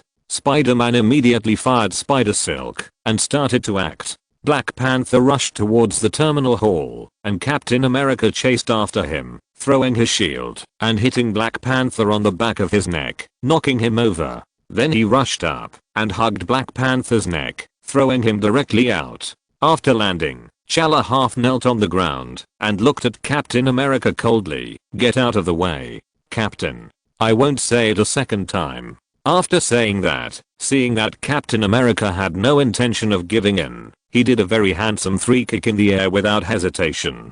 Captain America blocked this move with his shield, but was also kicked back a few steps. Oh, so cool, man. Garfield Spider looked at Black Panther's movements and couldn't help but admire him. Although he could do it, there was still a difference between doing it yourself and watching others do it. I think I'm still a little worse than you.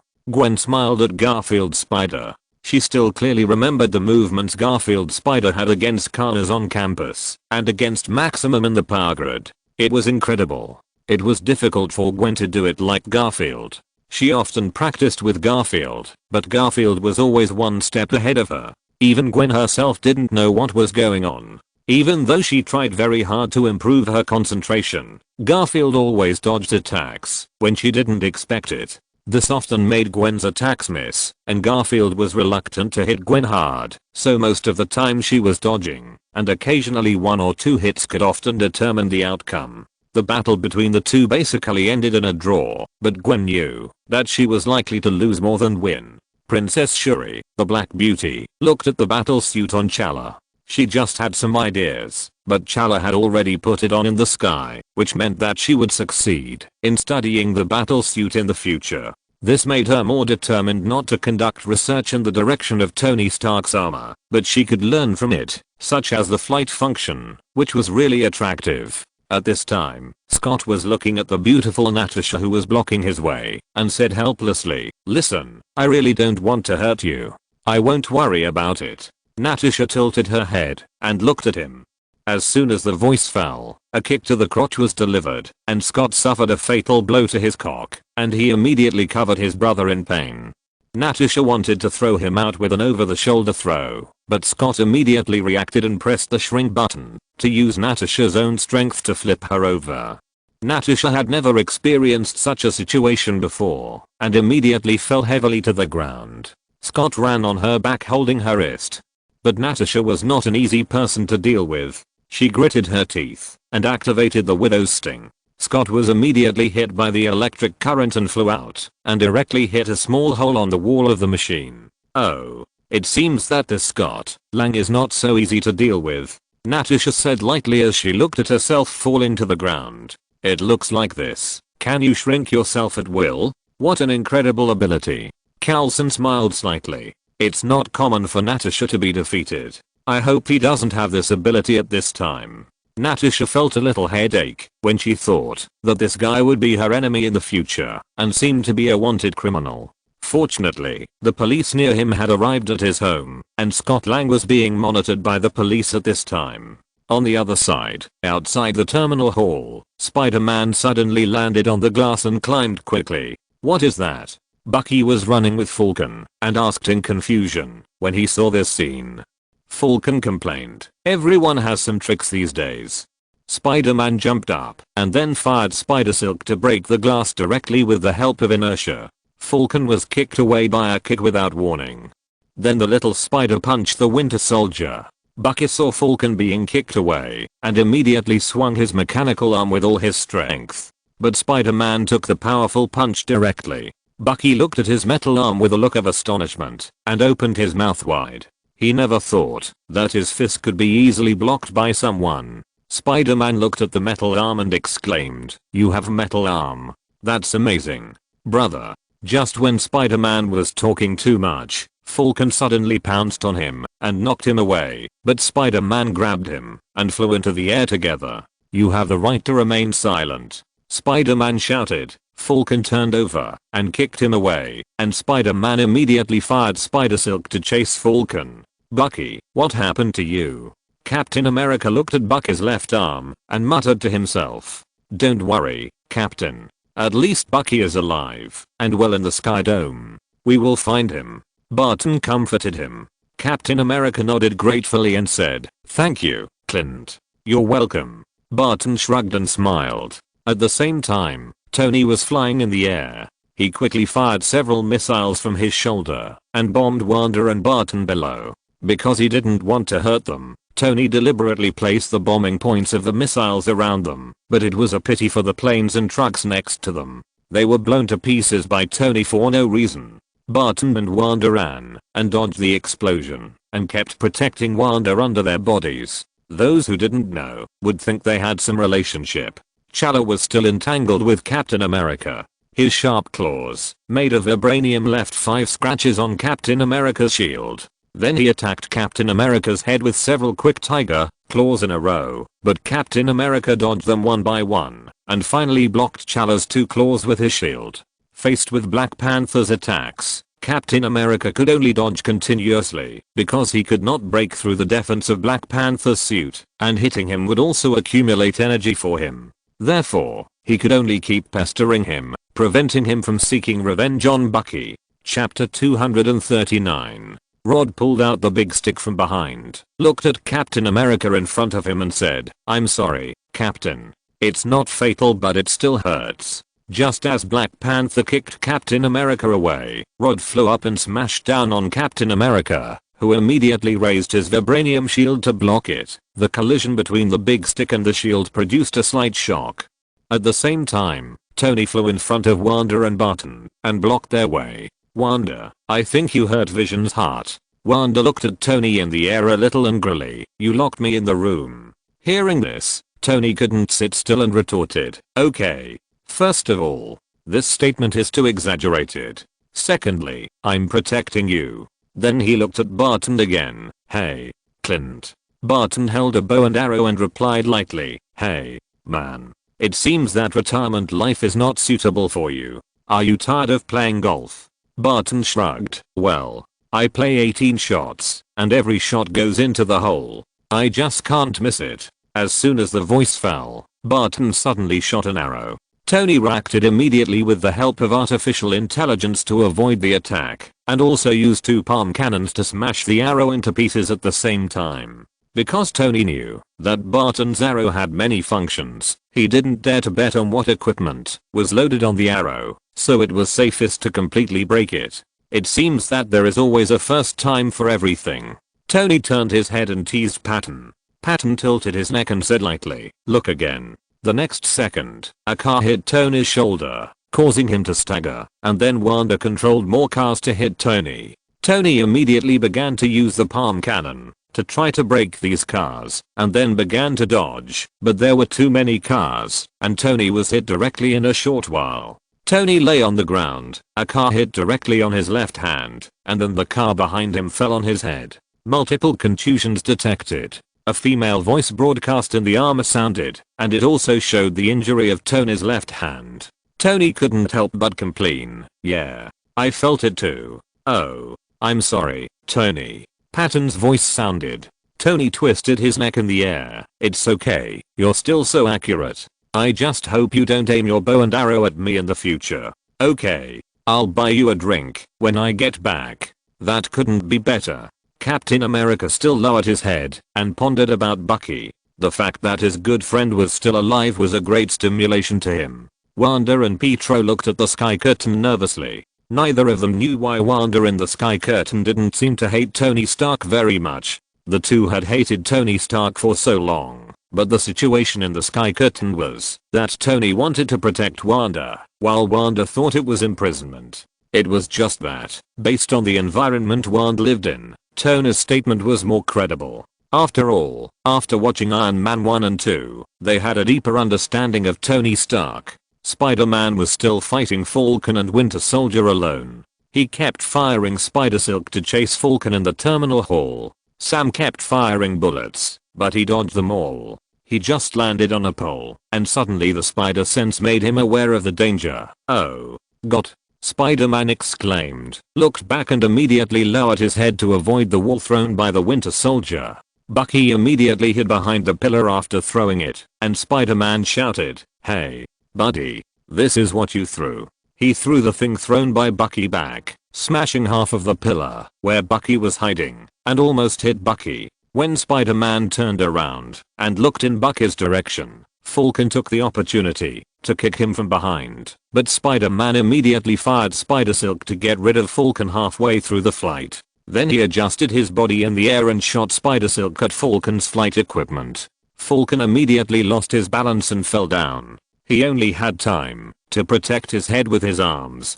The newsstand below was smashed to pieces by Falcon. Falcon fell to the ground. As soon as he got up, Spider-Man stuck his hands to the railing with a spider silk.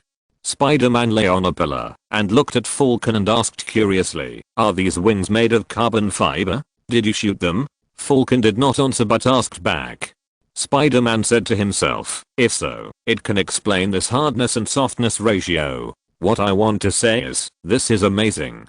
Falcon looked at Spider-Man, who was talking again, and vomited, "I don't know if you've ever participated in a battle, but we don't usually talk so much nonsense." Spider immediately apologized. "Alright, sorry, my bad."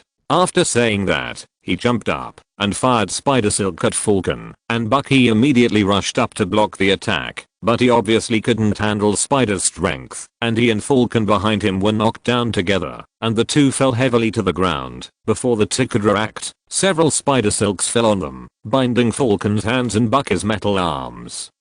"Look, you two, I want to continue fighting with you, but I only have one mission today. I want to leave a good impression on Mr. Stark.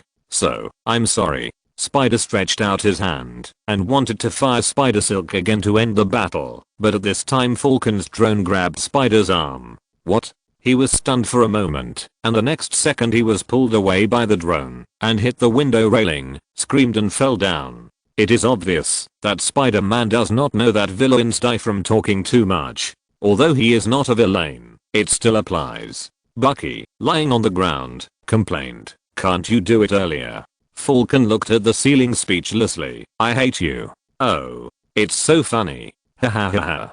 He looks more chattering than you." The second generation Gwen covered her mouth and laughed non-stop. Garfield Spider pursed his lips and looked at the sky without saying a word. Spider-Man's performance was very eye-catching. He easily won 1 against 2, but he didn't take action while talking a lot, which lowered his score a lot. Although Garfield Spider himself is also a chatterbox, he can only keep talking while his hands and feet are not stopping. He will not give people a chance like Spider-Man. If he takes action earlier, how can he be defeated by others? Toby Spider smiled helplessly at the little spider being dragged away. He really didn't know what to say. Peter Parker's face flushed, and he looked very excited. He actually defeated 2 superheroes in the sky. This is too exciting for a child of his age. Aunt May excitedly picked him up and kissed him. She felt extremely honored that the Parker family had produced a big man. Chapter 240. On the other side, Rhodes was flying towards Captain America with a steel rod. Seeing this, Captain America kicked Rhodes to the ground with a hook. After being hit, he fell to the ground and the steel rod in his hand broke into 2. Black Panther continued to swing his claws to attack Captain America. Captain America leaned back to avoid it and took advantage of the situation to kick him out with a straight kick. Rhodes got up and looked at the broken steel rod, threw it away, and asked, "Is that enough?" Just as Captain America was confronting the two, Scott hurried over and shouted, "Captain, take it," and then threw something to Captain America. Captain America caught it and found that it was a toy oil tanker. Scott held a magnifying plate and said to him, "Throw it at this. Throw it." After saying that, Scott threw the magnifying plate forward. Although Captain America didn't understand it, he immediately reacted and threw it out. Natasha sensed something was wrong and immediately ran back. The toy car returned to its original state the moment it touched the magnifying plate. "Oh, no way." Rhodes was stunned when he saw the large tanker truck coming towards him, and Chala immediately began to dodge. The tanker truck exploded the moment it landed. Rhodes was knocked down by the tanker truck. Natasha hid behind a car in time, and Black Panther was blown away. "Oh, man. I thought it was a water truck." Scott didn't expect it to be so powerful, and hurriedly apologized to Captain America. Captain America couldn't help but look at him when he heard this. His expression was a little helpless, but he didn't know what to say. After all, Scott was here to help him. Sorry." Looking at Captain America's eyes, Scott apologized, and then the two immediately started running. What the hell is this? Rod watched himself being submerged by the explosion of the tanker in the fighter plane, and couldn't help but swallow his saliva and shouted, "Jarvis, have you searched the database for related or similar data?" Tony frowned and asked. He had asked Jarvis to investigate before. The Pym particles studied by Hank Pym have similar abilities. According to records, Dr. Pym and his wife were once called Ant-Man and the Wasp because a mission caused the death of his wife Janet Van Dyne. Dr. Pym later withdrew from S.H.I.E.L.D. and founded Pym Technologies. Jarvis read the searched information to Tony. He used to be a member of S.H.I.E.L.D. Tony frowned. He didn't expect that Pym was quite powerful. Tony wanted to meet him if he had a chance. Obviously Tony didn't know the grievances between Hank Pym and Howard Stark, otherwise he wouldn't say such words. What is that? Otto was very curious about the abilities displayed by the Avengers, especially Scott's ability, which was obviously a technological means. If possible, he would also like to study it. As a top scientist, Dr. Otto has a certain curiosity about any unknown things. This time, even if you don't want to fight, you have to fight. That rod was hit directly. Even if Scott and Captain America didn't mean it, it won't work. George frowned and immediately saw that things had gotten out of hand.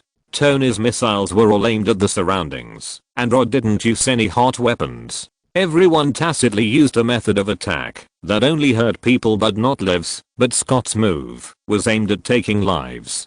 Facing such a big explosion, who can guarantee that they are safe? The other party played too much, and Tony would definitely be angry next, and maybe he would really get angry, and then the situation would be difficult to clean up. Rod stood up and said angrily, "Okay, I'm pissed off now." Tony heard the noise and flew over to this side, pulling up Natasha, who was lying on the ground. Natasha couldn't believe that Captain America was so heavy-handed. Is this part of the plan? Tony looked at the embarrassed Natasha and said, "I was planning to be polite to them. Do you want to increase the firepower?" At this time, Bart and Wanda had already arrived near the north runway and saw the Quinjet parked in the hangar from a distance. "That's our plane." Captain America and Falcon also gathered together. Captain America waved and shouted, "Come on." Everyone ran quickly towards the hangar. Just then, a beam of energy crossed in front of them. Seeing this, Captain America and others stopped and looked up. I saw Vision flying in the air and looking at them. "Captain Rogers, I know you believe in yourself, that's right. But, for the sake of the overall situation, you must surrender immediately." He said that. Tony brought Natasha to his side. Black Panther also came with the help of Rhodes, and Spider-Man followed behind them, forming a line of defense to block Captain America and his men. The voice of the narrator sounded, "You must be confused about the airport battle? Don't know who these people are? Don't know the cause and effect? It doesn't matter. I will introduce you to the lineups of both sides first. First of all, it's Tony Stark's camp. King Wakanda, Black Panther T'Challa, Black Widow, Natasha, Super Artificial Intelligence Robot, Vision, the third generation Spider-Man, Peter Parker, War Machine, Rhodes. Then it's Captain America Rogers' side, Falcon, Sam, Ant-Man, Scott, Hawkeye, Barton, Winter Soldier, Bucky. Finally, it's the strongest representative of the Avengers in the late stage, Scarlet Witch, Wanda. The strongest? Nick Fury frowned when he heard this. Does Cheyenne Moo mean that this Wanda is stronger than Captain Marvel Carol? Boiled Egghead knows Carol's strength very well. She scared Ronan away with her own strength, forcing him to never dare to approach the Earth for so many years. Carol also looked a little unconvinced. If she has a chance, she will definitely find Wanda to see if her strength is as strong as Cheyenne Moo said. Thor is also very interested in this. He always thought that he should be the strongest one in the Avengers until he met Captain Marvel. Now the two of them will compete when they have nothing to do, but basically Thor is defeated. However, Thor is not discouraged. Instead, he becomes more and more courageous, and his strength has improved by leaps and bounds, far exceeding that of the same period. However, compared with Captain Marvel's eagerness to try, Thor feels that he must at least win Carol first, before he is qualified to challenge Wanda, who is stronger than Carol. He is very self-aware in this regard. Tony, it seems that this Wanda is extraordinary. Better be careful. Rhodes didn't know how strong Wanda was, but that didn't affect his caution towards her. Yeah, Tony said lightly, but they didn't know that Wanda's superpowers were not fully developed at this time, and she only had a meager power. Wanda was a little surprised that Cheyenne would give her such a high evaluation, but she couldn't be happy. She and Pietro began to feel a little confused. Tony and Cheyenne didn't want to hurt Wanda, and if Wanda really had such a strong fighting power as Cheyenne said, it shouldn't be difficult for her to pass through the armor and kill Tony directly, but the fact is that both sides are holding back. Chapter 241. Both sides faced each other, and Falcon asked, "Captain, what should we do? Fight?" Captain America said as he took the lead and walked forward. Natasha couldn't help but tilt her neck when she saw this. That's good. Then the people here also started to walk forward, and Captain America started to jog. Spider-Man panicked and said, "They don't plan to stop.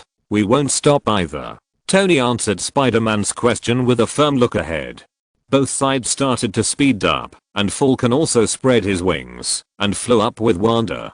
George squinted his eyes and watched the two sides getting faster and faster, and turned his head to look at Garfield Spider on the side. These people were obviously superheroes similar to him. I hope they won't cause any deaths. They are all superheroes of the Earth, and it would be a loss to the Earth if any of them died. I hope so. It seems that they have experienced many things together. Although I don't know why Tony Stark's signing would cause such a mess. Although they are not from that universe, Garfield Spider still analyzed the relationship between them through some clues, but it is still very confusing. There are many mysteries, and everyone is a little confused, but they can only watch patiently. The melee started immediately. Tony rushed to the front and punched Captain America, while Falcon and Rhodes were entangled on the other side. Black Panther found Bucky, and Scott avoided Spider-Man's Spider Silk with his ability to enlarge and shrink at will, and still fought with Natasha. Bucky knocked Black Panther back with a punch, while Captain America fought Tony in close combat. Captain America knocked Tony back with a shield strike, and Barton took advantage of the opportunity to shoot an arrow directly at Tony's shoulder, blowing him away. Natasha successfully knocked Scott to the ground this time, and Spider-Man flew over her, but was almost hit by a flying truck. Spider-Man relied on his strong body balance to dodge Wanda's car in succession, and Barton covered Wanda. Black Panther rolled to distance himself, and Bucky followed closely behind, knocking Black Panther to the ground with a heavy punch, but Black Panther jumped up again immediately. At some point, Natasha turned to fight with Barton, and Natasha fought with Barton, who was holding a bow with a short stick in hand. Barton took the initiative to expose a flaw, then took the opportunity to flip Natasha to the ground and suppressed her with a bow. Natasha, who was lying on the ground and using a short stick to block the bow, took the initiative to ask, "Are we still friends?" Barton smiled and said, "It depends on how hard you hit me." As soon as the voice fell, Natasha immediately clamped his hand with a scissor kick, pushed Barton to the side, and kicked him before he got up. But the kick failed. Wanda took action at the critical moment. I saw several red circles on Natasha's ankles, and Natasha's face changed. Not far away, Wanda waved her hand casually, and Natasha flew out and hit the container. The pain made her scream in pain. Barton stood up and looked at Wanda. Wanda looked at him and said, "You are not serious." "Oh, it looks painful." Natasha, who was driving, tilted her head. She rarely screamed. Coulson smiled and did not answer. He was not in the picture, which meant that he might not participate in this civil war, or at least he did not directly join the civil war, which was a blessing in disguise. On the other side, Bucky was still fighting with Black Panther. He grabbed Black Panther's neck with his metal arm, but Black Panther also grabbed his neck. But it was obvious that Black Panther had the upper hand.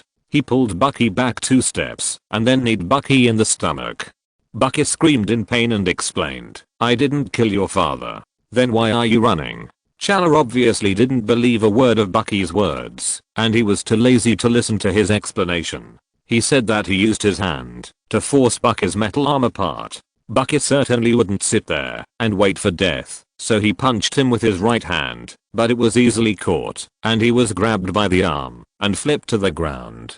Black Panther twisted it hard, and although it didn't break, it still hurt Bucky, and then he kicked Bucky onto the box with a sideways kick. After this blow, Bucky lay on the ground and couldn't get up for a while, just when he popped out his claws and wanted to kill Bucky. Wanda restrained Black Panther's hands in time. As soon as Black Panther reacted, Wanda controlled him and threw him to the corridor behind, and he crashed into it directly. The next second, Spider-Man came over here swinging on the spider silk, and Captain America threw out his shield to hit him. The spider silk in his hand was cut off.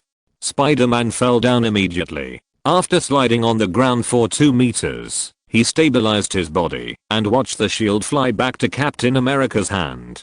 He complained, "That thing doesn't conform to the laws of physics at all. Look, kid, there are many things you don't understand here." Captain America looked at Spider-Man indifferently after hearing it. "Mr. Stark said you would say that." As soon as the voice fell, Spider-Man narrowed his eyes and instantly released spider silk, and Captain America raised his shield to block it. But Spider-Man's other hand immediately followed up with spider silk and stuck to Captain America's open foot. As he exerted force, Captain America immediately lost his balance and fell to the ground and slid towards him. Spider-Man took advantage of the victory and pulled the spider silk to kick Captain America in the face, kicking him away and hitting the car behind him heavily, and the shield fell to the side. After successfully defeating Captain America, Spider-Man shouted, "He also said he was going to attack your legs." Captain America immediately got up and ran towards the vibranium shield, but Spider-Man directly stuck Captain America's hands with spider silk, and the two wrestled with each other. The experienced Captain America immediately realized that his strength was not as good as Spider-Man, so he took the initiative to turn around and remove Spider-Man's strength, leaving Spider-Man with nowhere to use his strength. Then he took advantage of this opportunity to fly and spin, using his own weight and centrifugal force to pull Spider-Man, whose old strength had already gone, but new strength had not yet been born, over. Spider-Man only had time to shout before he was thrown out by Captain America. "Oh, it seems that he is not experienced enough. After all, it is the first time he faces these powerful guys." Toby Spider sighed as he watched Spider-Man being shown off by Captain America. After all, he is only 14 years old this year, right? It's very impressive to have such a performance. After all, you were also beaten by the Green Goblin at the beginning. The first generation Gwen on the side smiled and slightly dismantled Toby Spider's stage after hearing it. "That was because I didn't take it seriously, and now is different from the past. I'm more familiar with my abilities." Toby Spider tilted his head, looked at his fist and smiled, not caring about the words of the first generation Gwen. After fighting with Gwen and Harry, Toby Spider's fighting skills are much stronger than at the beginning. Chapter 242. The fight on the ground was fierce, and the fight in the sky was no less intense. Falcon kept dodging Tony's attacks. Tony's continuous attacks made him feel exhausted, so he had to ask Patton for help. "Clint, can you help me get rid of him?"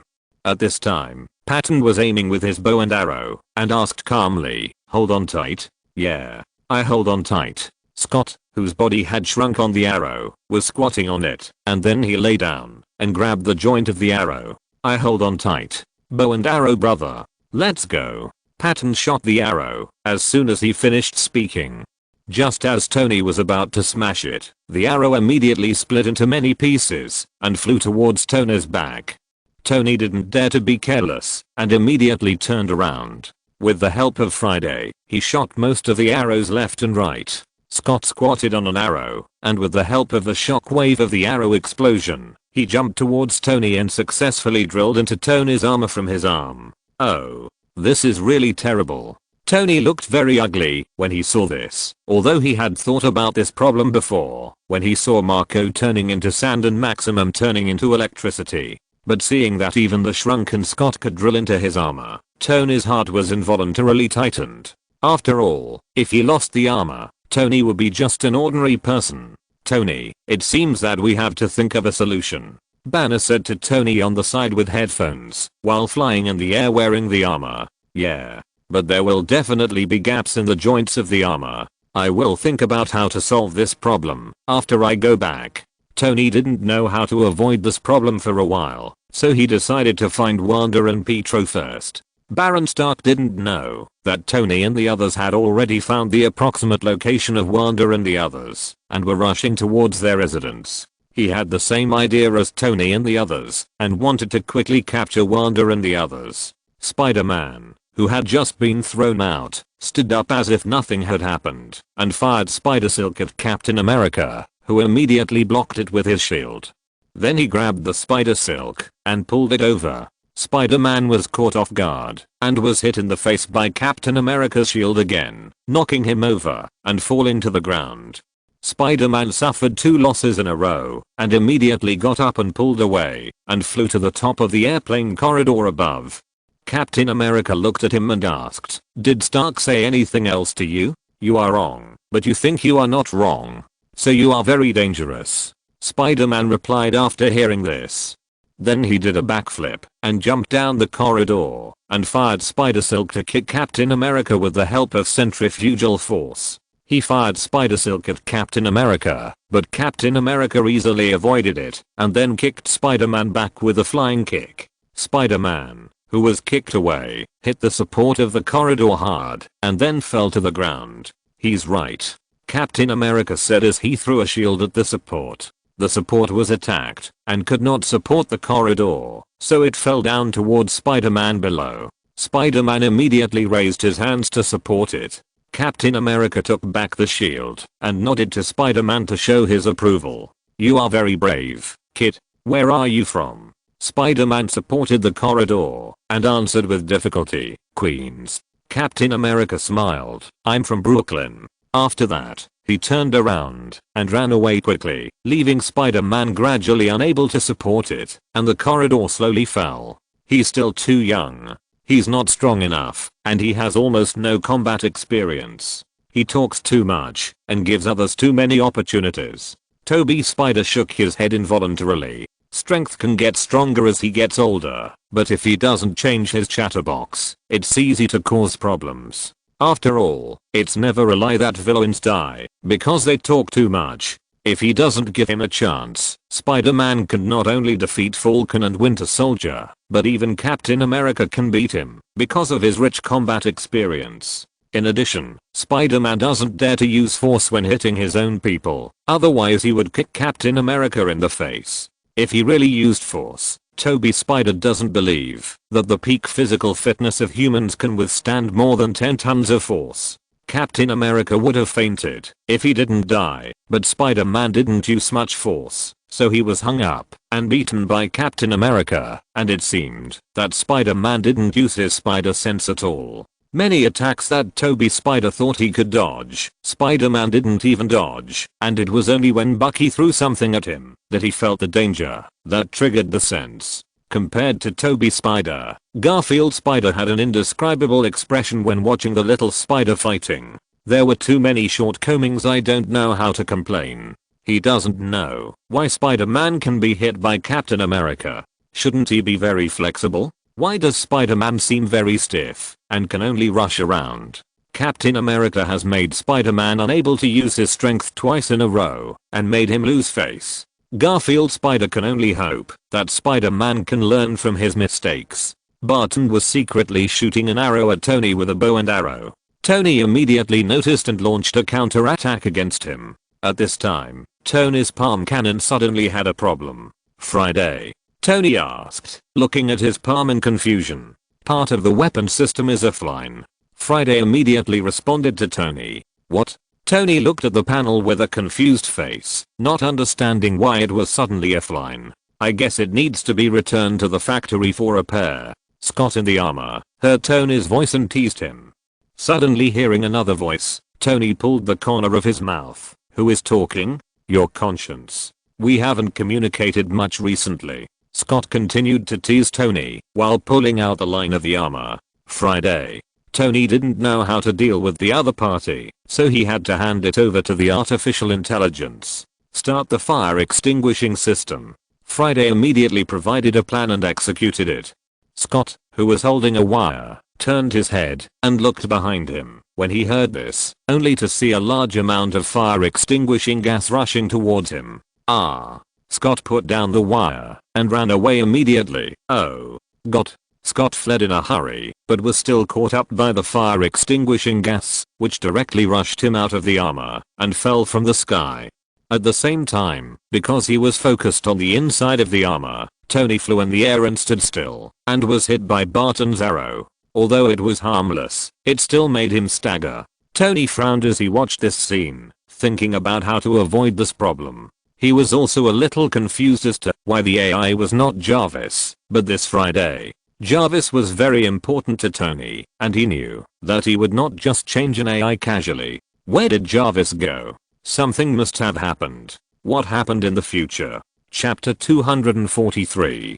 Captain America and the Winter Soldier reunited. Bucky looked at Captain America and said, "We have to go. That guy should be in Siberia by now." Captain America looked up at the sky, knowing that it would be difficult to leave like this. "We have to lead away all the flying ones. I'll deal with Vision. You go to the plane." Falcon in the air interrupted, "No. You go get on the plane, all of you." Behind him, Rod was still chasing him. Barton saw the two people flying over his head and immediately found a safe place. Falcon continued to explain, "The rest of us can't leave. Although I don't want to admit it, if we want to win, some people will lose." Barton took out an arrow and put it on the bow and echoed, "This is not a really important battle, Steve." Falcon successfully convinced Captain America, "Okay. What's the plan?" "We are going to make a big noise to divert attention." Falcon said his thoughts while taking Rod around in circles. Scott immediately shouted, "I have a big guy, but it won't last long. Wait for my signal. Run as fast as you can. If I tear myself in half, don't come back to save me," Scott said as he ran quickly. Bucky shook his head involuntarily when he heard this. "He's going to tear himself in half." Captain America asked worriedly, "Are you okay, Scott?" "I do that all the time. In fact, it was just that one time, in the lab, and then I fainted." Scott joked to make everyone not worry too much about him. "I'm the boss. I'm the boss. I'm the boss." Scott muttered to himself, then ran to the edge, yelled and jumped down. It happened to land on Rhodes's legs as he flew by. He turned the shrinking function on his arm into the enlarging function, pulled it to the maximum in one breath, then closed his eyes and pressed the switch. In an instant, Scott grew from the size of an ant to a giant. The moment he grew bigger, he reached out and grabbed Rod's leg. "Holy shit." The little spider on the ground, who had just escaped from the corridor, exclaimed when he saw this scene. "Ha ha ha." Scott successfully grew bigger and couldn't help laughing. Rod, who was caught, couldn't escape no matter how hard he tried. Seeing that he couldn't escape, Rod could only turn around and look at Scott and shout to the others, "Okay, that little guy has grown bigger. He's grown bigger." Captain America and Bucky, who were hiding behind the obstacle, also stared at the huge Scott in a trance. "This is probably the signal. Awesome. Little bean." Falcon looked at the giant Scott with great excitement. He didn't expect that Scott could not only shrink, but also grow bigger. Dr. Pym was a little surprised. Although he knew that in theory, if you can shrink, you can also grow bigger, but he didn't expect Scott to actually succeed in doing it. It just seems a bit dangerous, because Scott said he fainted, and Dr. Pym didn't know the reason yet, but it doesn't matter, he will know it after studying him. However, he still felt that Scott was too reckless. If he just grew bigger casually, his body might not be able to withstand such pressure. Isn't he afraid of being torn in half? People from all over the world were also very surprised by this. After all, their understanding of Scott was limited to a name, but they were just surprised. After all, compared to shrinking, growing bigger will turn you into a living target. If a missile can't hit an ant, can it hit a building? Tony's focus is on the word Siberia. It seems that the person the captain is looking for is from Russia. Most likely. And those super soldiers. Others were non-committal, with too few clues to be sure, but some people have already started to go to Siberia. Tony looked at the captured rod and shouted to Scott, "Give me back my rod." Before he finished speaking, Falcon sprinted over and kicked Tony out with a flying kick. Scott threw a rod out casually, and Vision, who had been watching the fight in the air, turned his head and looked at Rod. Spider-Man rushed to shout, "I'll pick him up." Then he jumped up and stuck Rod with spider silk, and Rod tried his best to stabilize his body. Spider-Man grabbed the spider silk tightly and kicked on a truck. This powerful force directly kicked the truck over. Spider-Man had a point of force and immediately began to exert force. Finally, Rod was stopped before he hit a plane, and Rod immediately turned around. He turned around and flew back at full speed. Scott stepped on a bus and kicked it towards Chala. When Chala was about to resist, Vision came down and cut the bus in half. Then Black Panther saw Captain America and Bucky running not far away, so he immediately chased them. Scott directly broke the wing of an airplane at the airport. At the same time, Tony finally got rid of Falcon's close combat. Falcon saw the situation was not good and immediately dived down, and Tony followed closely. But just as he turned a corner, Tony suddenly saw a giant holding an airplane wing and smashing it towards him. Tony was so scared that he quickly stopped his sprint with his hands and feet, then immediately lowered his head to the side to avoid this, and continued to chase Falcon, and then asked expectantly, "Okay, does anyone here have any amazing abilities that they want to show? I'm open to suggestions." Falcon swooped down from the sky, aimed his body at Tony, and then shot a drone from his back, hitting Tony's head directly. Tony screamed in pain, "Ah!" and lost his balance and fell to the ground. Is he so powerful after he got bigger? This is incredible. See? He easily crushed a bus and tore off the wing of an airplane. Garfield Spider looked at Scott's operation in disbelief. This is unreasonable. Even if he got bigger, he should still be a flesh and blood body. How can he suddenly tear gold and split stone? It's really hard to imagine. Gwen also agreed with a look of approval. To be honest, compared with them, Gwen suddenly felt that it was too low to just rely on spider silk to swing around. The most surprised person was Scott himself. He was so surprised at himself showing his might in the sky that he didn't know where his future self got this ability from. Dr. Pym looked at the Ant-Man suit in the safe and thought of his wife Janet Van Dyne. After that mission, Dr. Pym retired and parted ways with S.H.I.E.L.D., and he has been guarding against Stark, whether it is Howard or Tony. But now the Earth may be attacked by the enemy at any time. Maybe Scott is a good candidate for Ant-Man, so that he can also contribute to the Earth when the war breaks out. Of course, he also considered his daughter Hope, but in his opinion, the future Ant-Man is Scott, so there must be other factors that he doesn't know. He believes in his future self. He doesn't think Scott will kill him and take the suit. At least on the surface, Scott is not that kind of person. If you're listening to this novel on a channel other than Fanfic World, it means they downloaded and uploaded it without effort. We cordially invite you to visit our channel, Mundo Fanfic Novelos. There you'll find the original version of this story and you can explore many other novels of various genres. We're waiting for you to immerse yourself in a world of incredible novels. Chapter 244. Black Panther saw Captain America and Bucky running towards the plane and was about to chase them, but was blocked by the giant Scott. "You want to catch them? Then you have to get past me first," Scott said as he kicked Chala. Chala quickly ran to the side to avoid it, but still fell to the ground. Seeing Scott reaching out to grab him, he couldn't help but back off with his hands. Just as Scott was about to catch him, several missiles hit Scott. It turned out to be Rhodes, with Spider-Man following behind him. When Spider-Man got closer, he immediately used spider silk to stick to Scott's arm, doing centrifugal movement on his arm, and then used the centrifugal force to kick Scott hard. Scott staggered after being kicked and crushed a pickup truck with one foot. Below him, Black Panther was confronting Patton. Patton drew his bow and shot several arrows in a row, but they were all dodged by Black Panther at close range. Rod kept firing missiles at Scott, and Spider-Man was assisting him. Barton shot 2 arrows at the same time, but they were caught by Black Panther. The arrowheads exploded on Black Panther's face. Unexpectedly, Black Panther's armor completely ignored the damage of this attack. He calmly threw away the broken arrow in his hand, slowly stood up, and flicked out the claws on his fingertips. Barton looked at Black Panther and turned the bow in his hand into a stick and said, "We don't know each other yet. I'm Clint." Black Panther said disdainfully, "I don't care." After that, the two started fighting again. Wow. It seems that they are not easy to get along with. Barton looked at Black Panther's tone and couldn't help but tilt his head.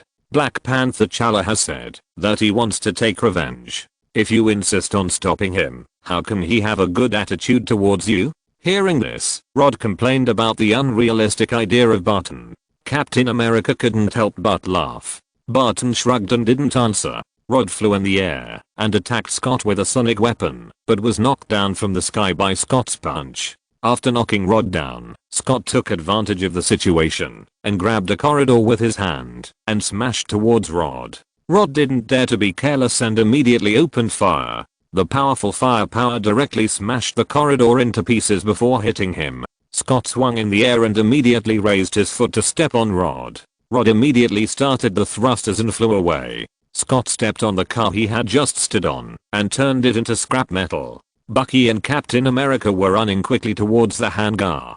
Rod saw them from a distance and immediately chased them. Scott stretched out his hand to stop them, but only touched his legs. Just as Rod increased his speed to catch up with Captain America and the others, an object wrapped in red light suddenly appeared beside him and knocked him out. After Rod hit the belly of an airplane heavily, he immediately stabilized his body and wanted to continue chasing before landing. But Wanda on the side continued to cast chaos magic, controlling the car to smash into Rod, forcing him to stop moving forward. Spider-Man crawled from behind Scott to his face. Scott opened his hand and slapped him. "Get down." Although Spider-Man stuck his hand with spider silk, he was still thrown off. Vision, who had been watching the battle for a long time, saw that Captain America and Bucky were getting closer and closer to the hangar, and finally couldn't help but take action. He rolled up his body and slammed into Scott's body. Scott was immediately knocked back by this powerful force. If there was no plane behind him to hold him, Scott would definitely fall to the ground.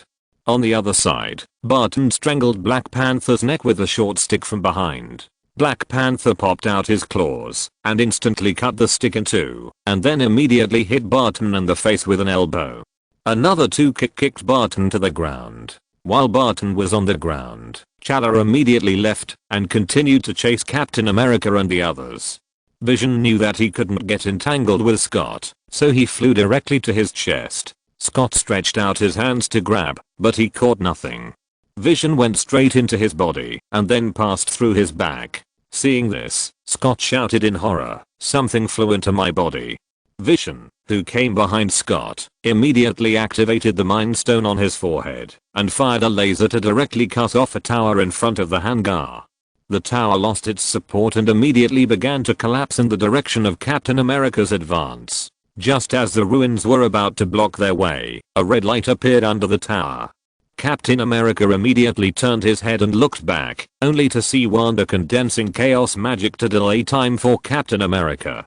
Captain America didn't dare to delay and immediately quickened his pace and ran over. This is really a fight between gods. The first generation of Uncle Ben couldn't help but sigh as he looked at the superheroes who showed their magical powers. Aunt May nodded involuntarily and was glad that there were not so many superpowers in their universe. The airport was destroyed. I don't know how much it will cost to repair the airport. How long will it take? Toby Spider couldn't help shaking his head. The destructive power of the superheroes was too amazing. Vision destroyed an entire tower with just one move. Tony and Rhodes' firepower was not bad either. Macro missiles could easily blow up a large area. Only Barton, Black Panther, Falcon and other people did not have enough destructive power. Even Spider-Man could easily destroy many buildings.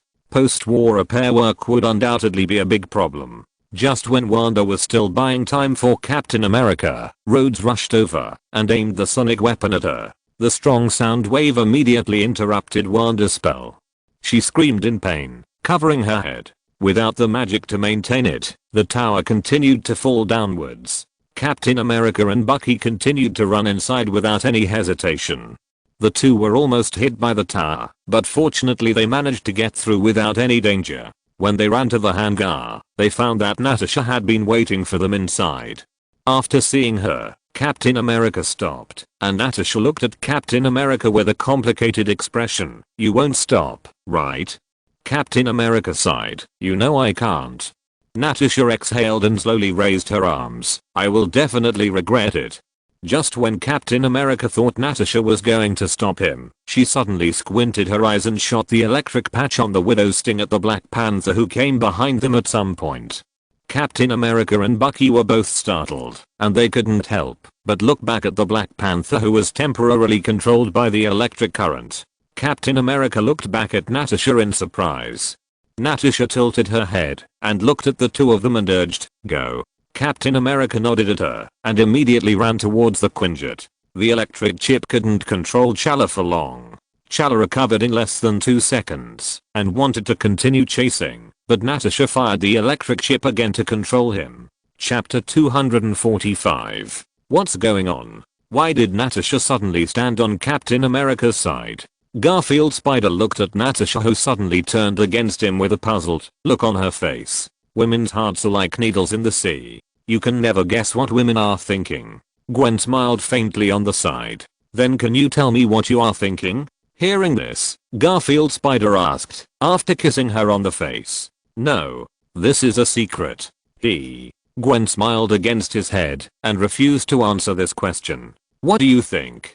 Carlson looked at Natasha, who had just got out of the car, curiously. I don't know. Maybe I also think that the captain is right in the end. I don't know either. Natasha pursed her lips, and she didn't know why she did this. Okay. Let's go. Scott is waiting for us.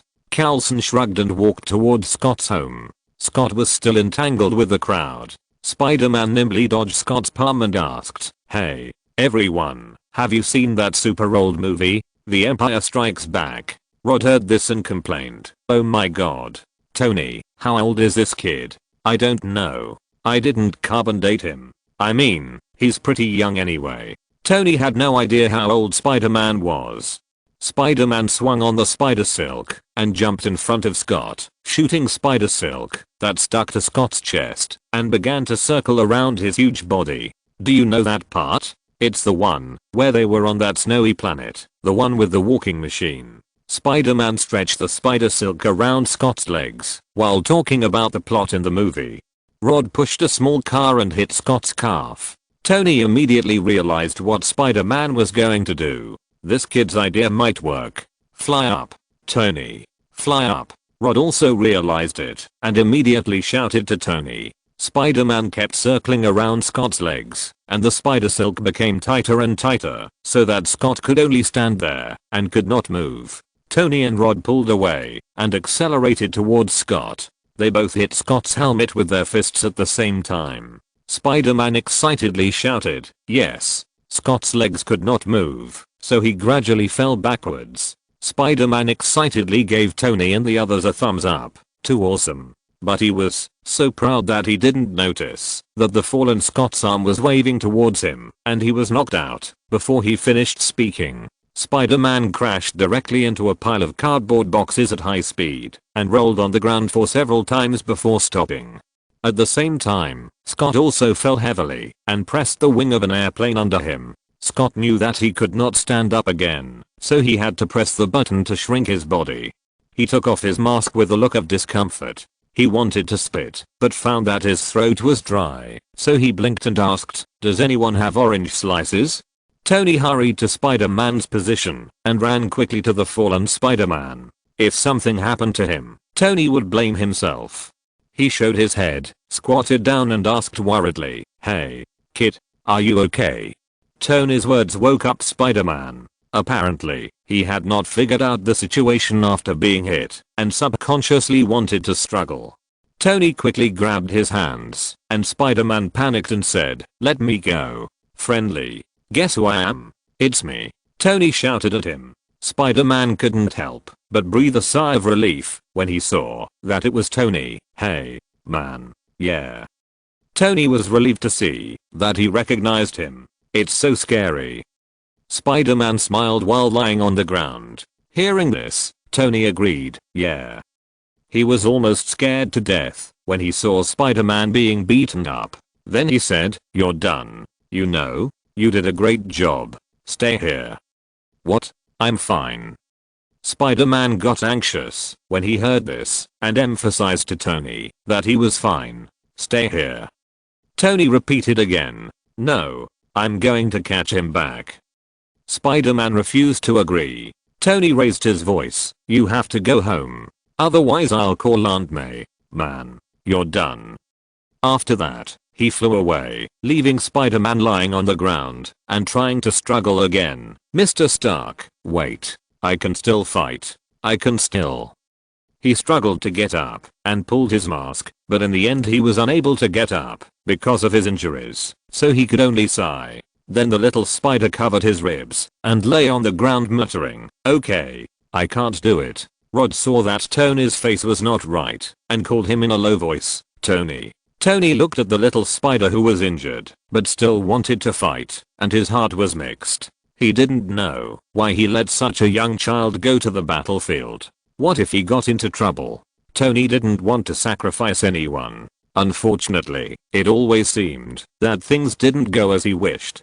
Garfield Spider sighed with emotion. In his opinion, the third generation of little spiders were really brave. They were obviously younger than them, but they were very conscious. This made him feel a little ashamed. He recalled that he had already gained superpowers in the sky, but he didn't think about using them to benefit the society, and finally killed Uncle Ben. There is no harm without comparison. Fortunately, he saw all this in advance, and those disastrous consequences did not happen. Uncle Ben and George were safe and sound, and Gwen was with him.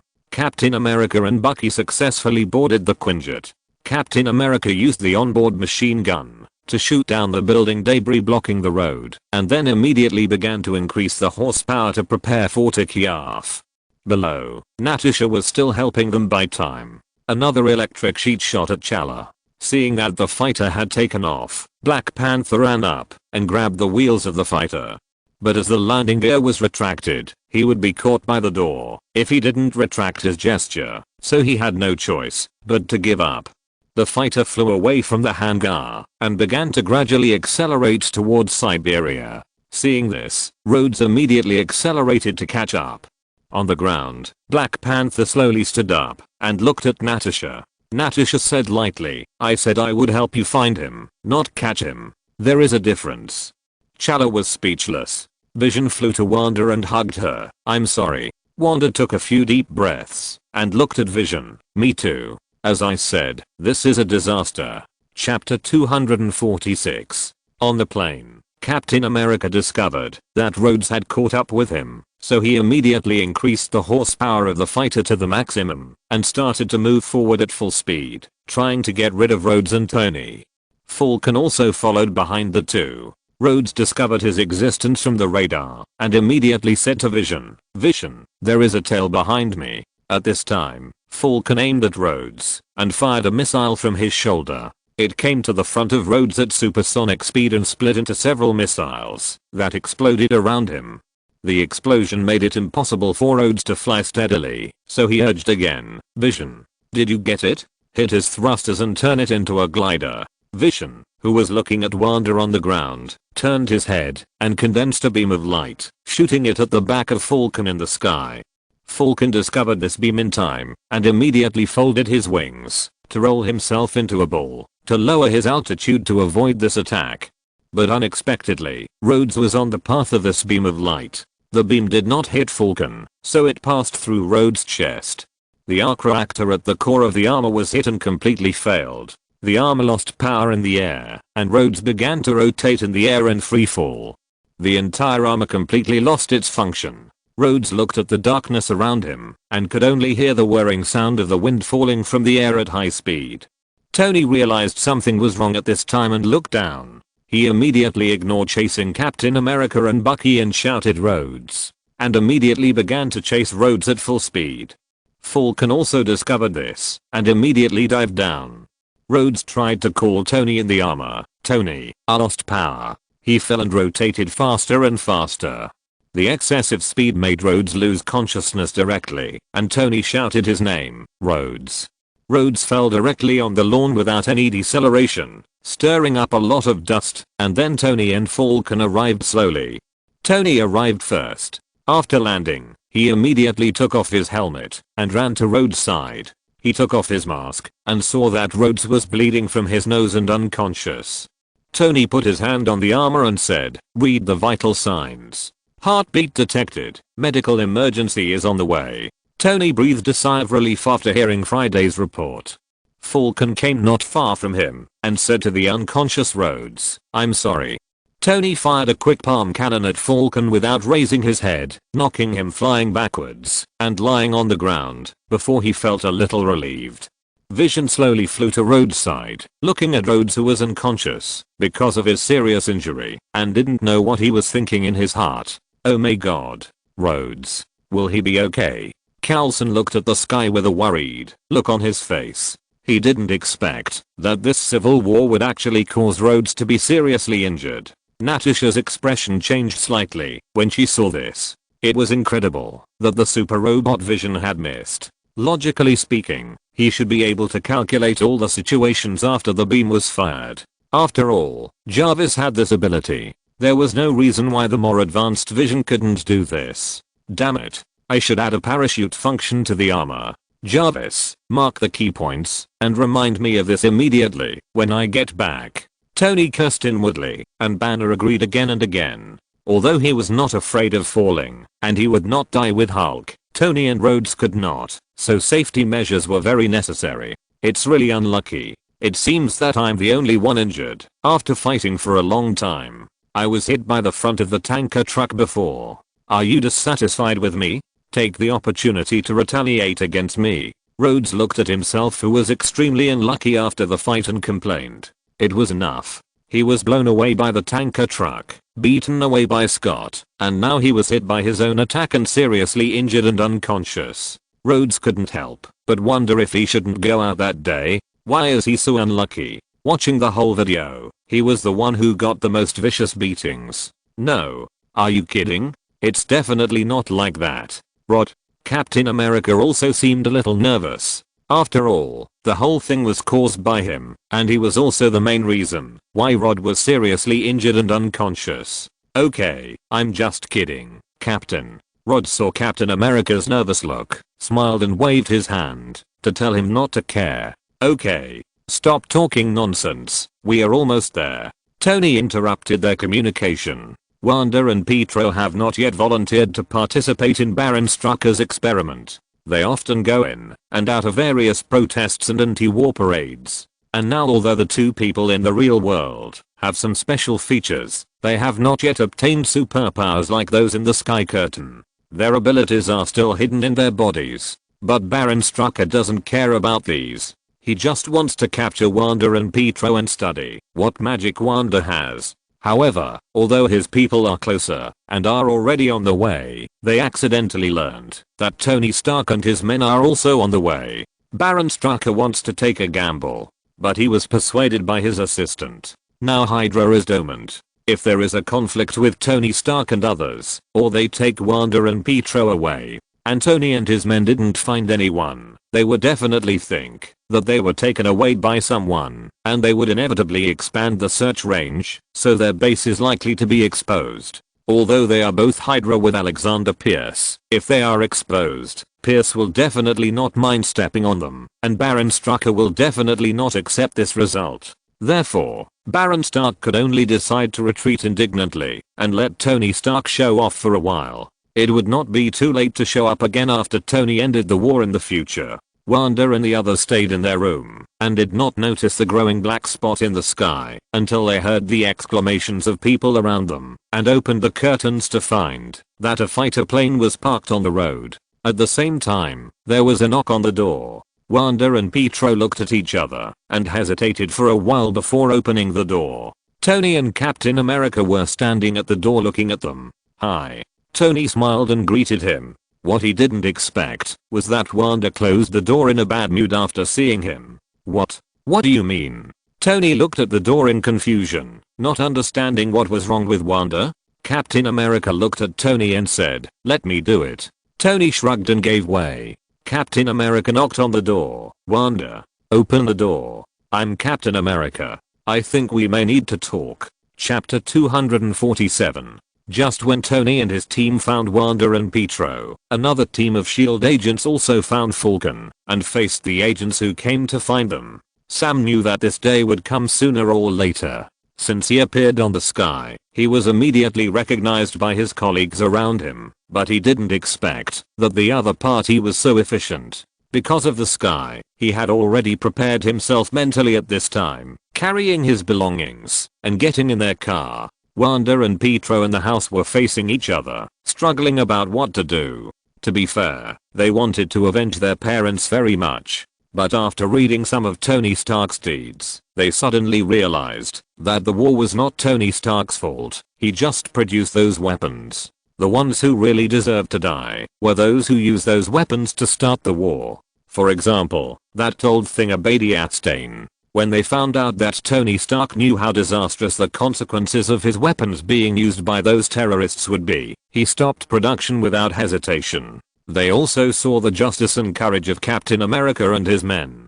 Pietro began to feel that they might not be enemies, but a group of people with a common goal. Wanda and Pietro are both pursuers of justice. They hope to bring peace and justice to the world, which is exactly what Tony and Captain America are striving for. The hatred for Tony Stark that she had held for many years was gradually broken, which made Wanda not know how to face this person whom she had hated for more than 10 years.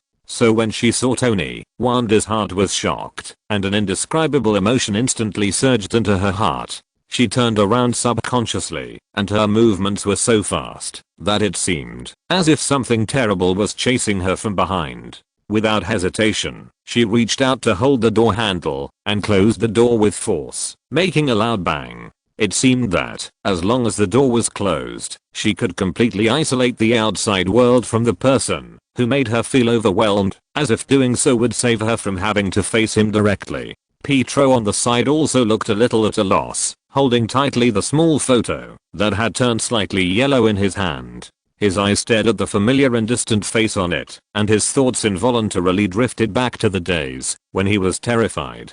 The pain brought by the war hit his mental defenses like a tide. However, as Sky Curtain exposed Tony's deeds, he found it increasingly difficult to blame all the crimes on Tony alone, even though the bomb was indeed made by Tony. But he also knew in his heart that, if it were not for some lucky coincidence, perhaps the disaster would have become even more uncontrollable. After all, the powerful bomb did not explode in the end. Listening to Captain America's knocking on the door and calling their names outside, Pietro pursed his lips and walked over to open the door. "What's wrong with you?"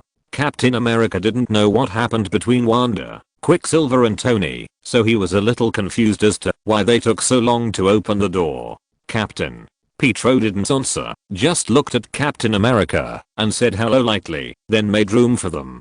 Captain America couldn't figure out what the twins were thinking, so he had to walk in first, followed by Tony and Barton. "What happened? I mean, although we met for the first time, if there is anything you can tell us." Captain America looked at Wanda and said sincerely, "No, we are fine. Really. It's just that we don't want to see Tony Stark for the time being." Wanda took a deep breath and looked at Tony with a slight red light in her eyes. "What? Okay. I'll leave first." "Okay." Tony was a little confused, but he knew that the twins seemed to have some opinions about him, so he decided to leave decisively. "Well, wait." Pietro suddenly called Tony. Then he looked at Wanda and said seriously, "We can't keep living in the past like this. It's not good for us." Tony frowned and looked at the two of them. He suddenly had an ominous premonition in his heart.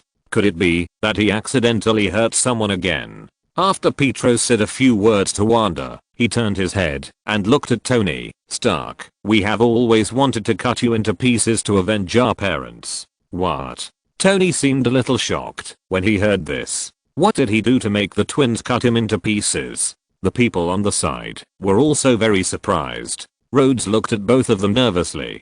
"Don't be nervous. We have figured out some things. Do you want to know about our past?" Looking at Rhodes, who was ready to go, Quicksilver knew, knowing that he might have misunderstood something. He took the initiative to explain. "We are all ears." Captain America took the initiative to take over the conversation. If possible, he didn't want the two to have any conflicts with Tony. Pietro began to tell about their past experiences, and Wanda looked at him silently. "We were 10 years old at the time. A family of 4 was having dinner. The first shell flew over and blew a hole in the floor of the 2 floors below. A big hole. Our parents fell in, and then the whole house began to collapse. I grabbed her and rolled under the bed. Then the second shell flew over, but it didn't explode. It just fell in the rubble, only 1 meter away from us. There was a line of words printed on that shell. He said here Wanda took the initiative to say, Stark. We were trapped for 2 days. Whenever he recalled the scene at that time, Pietro still felt a little scared. The bomb lay quietly only 1 meter away from them, like a time bomb that could explode at any time. For 2 whole days and nights, their hearts were hanging in their throats, and every minute and every second was so long and tormenting. At that time, every effort they made, every action they made, they couldn't help thinking, this will make it explode. The feeling of brushing shoulders with death is still deeply imprinted in their memories, becoming a scar that can never be erased. Every effort we made, every action I made, I thought, this will make it explode. Wanda looked at Tony with a complicated expression. During those 2 days, you could blow us up at any time. I'm sorry. Really, sorry. I didn't know that the weapons I produced once caused so much harm to you. Tony looked at Wanda, and he could think about how much psychological trauma the 2 10-year-old children would have. Even if those weapons were not sold by him, nor were they his original intention, they were designed and made by him after all, and Tony felt that this was his responsibility. Everyone was silent, not knowing what to say. Even Captain America didn't know how to defend Tony, because this experience was really terrible. Wanda's eyes flashed red again, facing the person who had caused great harm to her young self. Her superpowers were stimulated, and gradually began to awaken.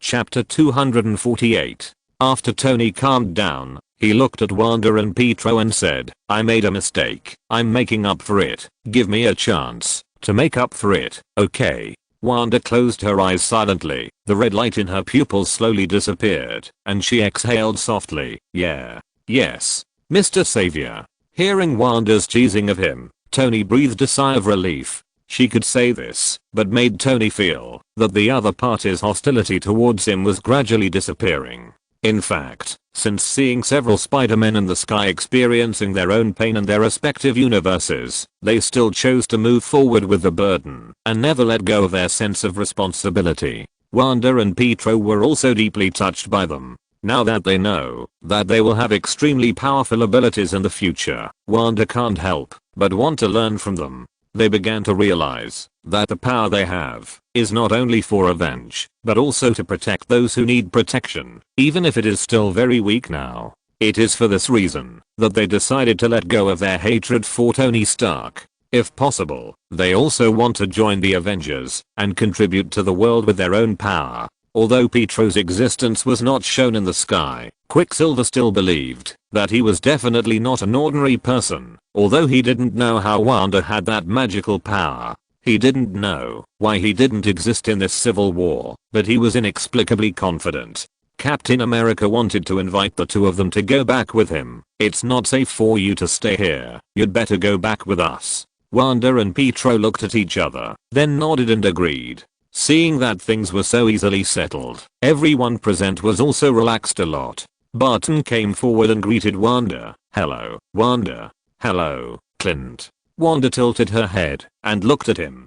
Since her future self trusted him and was willing to leave Tony's detention place with Barton, Wanda now naturally had a good impression of him. What's more, during the battle in the sky, Barton had been protecting herself, all of which were seen by Wanda, which undoubtedly greatly increased her favorability towards Barton. My name is Banner. Although I was not on the Sky Dome during the Civil War, I think it might be because that big guy's hard to control. Banner introduced himself to Pietro, and Quicksilver shook hands with him, wondering, big guy? The Hulk, you should have heard of it, right? The one who made a big noise before. Banner explained briefly. Wanda and Pietro immediately understood and looked at Banner with a little surprise. They didn't expect that there was such a man under the big green monster. Wanda realized that her and Pietro's eyes were a bit hurtful, so she apologized. Sorry, we didn't mean it. It's okay. It's a pity that I haven't found a way to control the Hulk yet.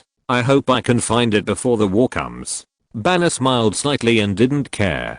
Too many people looked at him with strange eyes after knowing his identity, and he had long been used to it. I think we'd better leave here, Rhodes said as he stood by the window and looked at the Quinjet being watched by the citizens. The longer you stay, the more likely it is to bring unnecessary risks. Going back to SHIELD first is the best choice. Tony and the others agreed after hearing this. Natasha and the others found Scott before Tony. When they first met, he wanted to introduce himself, but was interrupted by Natasha. No need to introduce yourself. We have investigated you. As for us, I think Cheyenne Mu has introduced us very clearly, right? You should all know me and Carlson. Yeah. Okay. Scott shrugged to indicate that it was okay. Carlson looked at him with a smile. Scott was also a chatterbox, not much better than Spider-Man. He had a lot of questions on the way back. Only Carlson had enough patience to answer some unimportant questions for him. After returning to SHIELD, Egghead met Wanda and Pietro. Both of them and Scott were interested in joining the Avengers, but Egghead decided to investigate, and he couldn't make the decision alone on such a big matter. Besides, they are basically ordinary people now, and they are not qualified to join, so they can only be used as reserve references. Just after Wanda and the others were brought to SHIELD, the voice of the narrator suddenly sounded. It is not accidental that Peter Parker will become Spider-Man, but inevitable. There are no accidents in the choice of fate. No super spider? Then any spider will do. As long as there is this carrier, everything else will be fine. It doesn't matter. Just like in the world of Spider-Man 3rd, there is no Osborn Industries, and no super spider. He will be bitten by other spiders, and then become Spider-Man. This is a destined fate, just like Tony Stark will almost become Iron Man. Peter Parker in the Infinite Multiverse always has a bad fate. Before they have superpowers, they are always bullied. After they have superpowers, they will lose the most important part of their lives. The first generation Peter Parker was also the guy who was bullied in school. Today, I will take you to review how he was bullied and how he became a spider spirit. Oh, no. Please, don't. Toby Spider shouted at the sky, and the first generation Gwen looked at him curiously. Looking at his collapse, the first generation Gwen looked at the sky more interestedly. How much suffering did Toby Spider have in high school to make him like this? Peter. Ha ha ha. Otto was stunned for a moment, and then laughed again. He still remembered that when he asked him, Toby Spider still said stubbornly that he didn't have it. Now it's good. It can't be hidden. Rose also covered her mouth and laughed. She could guess Toby Spider's collapse. It's going to be socially dead again. The first generation of Flesh looked a little unhappy because this would inevitably expose some of his past experiences in school, although he had already entered society. But those things would still have a bad impact on him if they were exposed. The long-lost voice of the first generation Peter Parker sounded. Who am I? Do you really want to know? Cowards, don't listen to my story. If anyone says this is a happy little story and that I'm just an ordinary carefree person, then he is lying. But I assure you, this is just like any other wonderful story. It is about a girl, that is, her, the girl next door, Mary Jane Watson. Mary Jane appeared in the sky. She was in a school bus and laughing with her classmates in the back seat, looking very happy and joyful. Chapter 249. Mary Jane looked at herself as a high school student, feeling mixed emotions. She missed Toby Spider. Every time she saw Gwen being so close to Toby Spider at a party, she couldn't help but feel a little inferior. Fortunately, Harry cared a lot about her, his white moonlight. Although there were many bees and butterflies who wanted to have something happen with Harry, Harry never crossed the line. Mary Jane also realized the mistakes she had made, so she stayed with Harry now. Harry was rich and famous, and he could even sacrifice himself for Toby Spider. This kind of man was so rare. Mary Jane knew it very well, so she would not let go. She had already missed a boy who had her eyes full, and she couldn't miss another one. Toby Spider covered his forehead and sighed slightly. What was supposed to come would always come, so let the storm come even harder. The first generation Gwen pulled his hand down and placed it in her palm. Opposite them were Gwen's father George and mother Helen. Compared to the curiosity of the outside world, the two elderly people felt more distressed for Toby Spider, who had experienced so many dangerous things, but still could stick to his original intention. Even though his copyright fees were enough for him to spend in his next life and the next life, he still insisted on fighting criminals every day. This rare fact, that he never forgot his original intention, was what they liked most about Toby Spider. I fell in love with her before I liked girls. I really want to say that the person sitting next to her was me. The first generation of flesh hugged Mary Jane on the screen, and then the camera came to a fat man eating bread in front of them. Well, it's not bad to be him.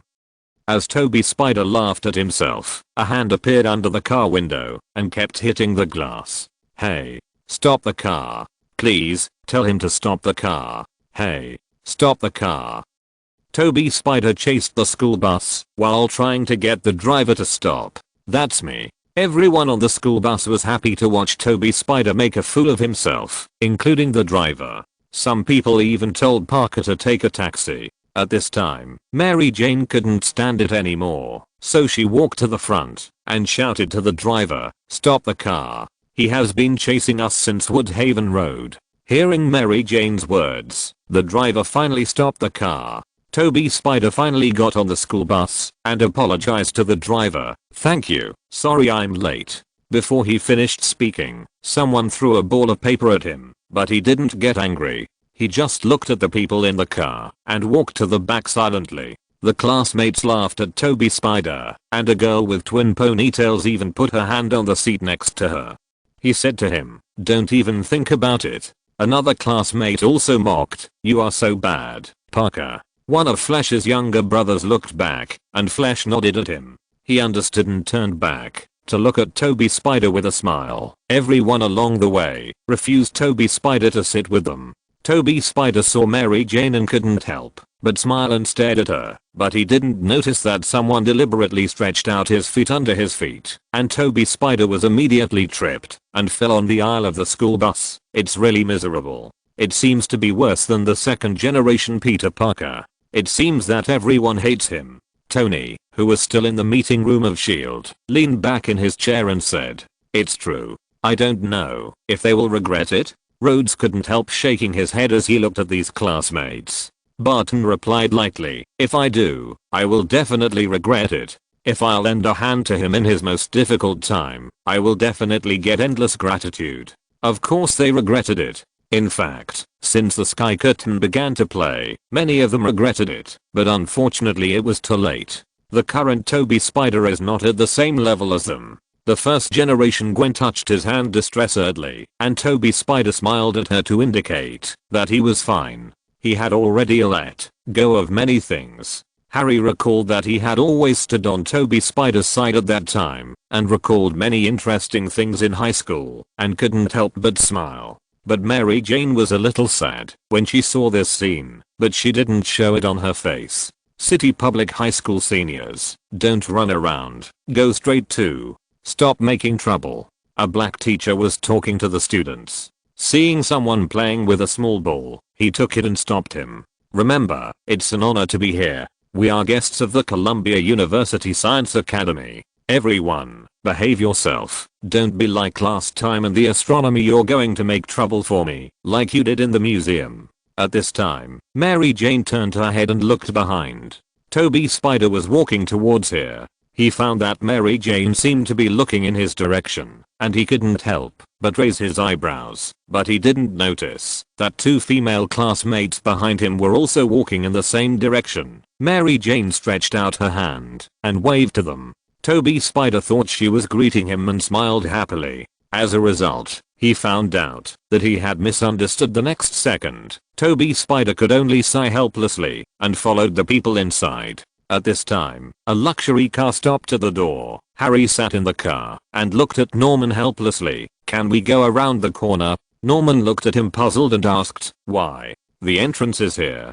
"Dad, they are public high school students. I don't want to go to the class tour in a Rolls Royce." "What? Do you mean you want me to change the car to a Jetta? Just because a private high school I sent you to kicked you out?" Norman looked at Harry with dissatisfaction. Harry defended, "That's not for me. Of course it's for you. Don't be ashamed of yourself." Norman looked at Harry earnestly. Harry immediately denied Norman's statement, but he couldn't explain it himself. "I'm not ashamed of my identity. It's just what? Harry?" Norman frowned and squinted at his son. "Forget it. Harry felt that there was nothing to say and happened to see Peter outside, so he opened the car door and walked out and shouted, "Peter." Toby Spider, who heard the voice, turned around and found Harry, smiled and greeted him. "Hi, Harry. Hey, man. Are you okay?" The two walked towards the inside of Columbia University together. Chapter 250. Oh, it's our school. I didn't expect that the first generation had visited it, although it was not in the same world. Garfield Spider was a little surprised by this, and Gwen nodded beside him. Dad. Harry couldn't help but sigh when he saw Norman, who was still normal in the sky, and Norman was still locked up in a mental hospital. Although Toby Spider subdued and cured him, he killed members of the Osborne Industrial Board of Directors and a general of the Ministry of Defense. If the sky hadn't revealed the existence of the Green Goblin, the judge would have considered the existence and influence of the dual personality and reduced Norman's responsibility. Otherwise he should have been imprisoned and punished more severely. At this time, Norman called Harry from behind. "Don't you bring a backpack?" he said, and took the backpack for Harry. "Thanks, Dad." Then he introduced his father to Toby Spider. "Peter, this is my dad, Norman Osborn. I often hear your name." Norman stepped forward and shook hands with Toby Spider. "It's an honor to meet you, sir." Toby Spider looked at Norman with a smile on his face. "Harry said you are quite knowledgeable about science. You know, I'm also a scientist. I have read your research report on nanotechnology. It is really great." Toby Spider said that he had read his academic report. Norman was a little shocked when he heard this. "Do you understand it?" "Yes. I also wrote a report."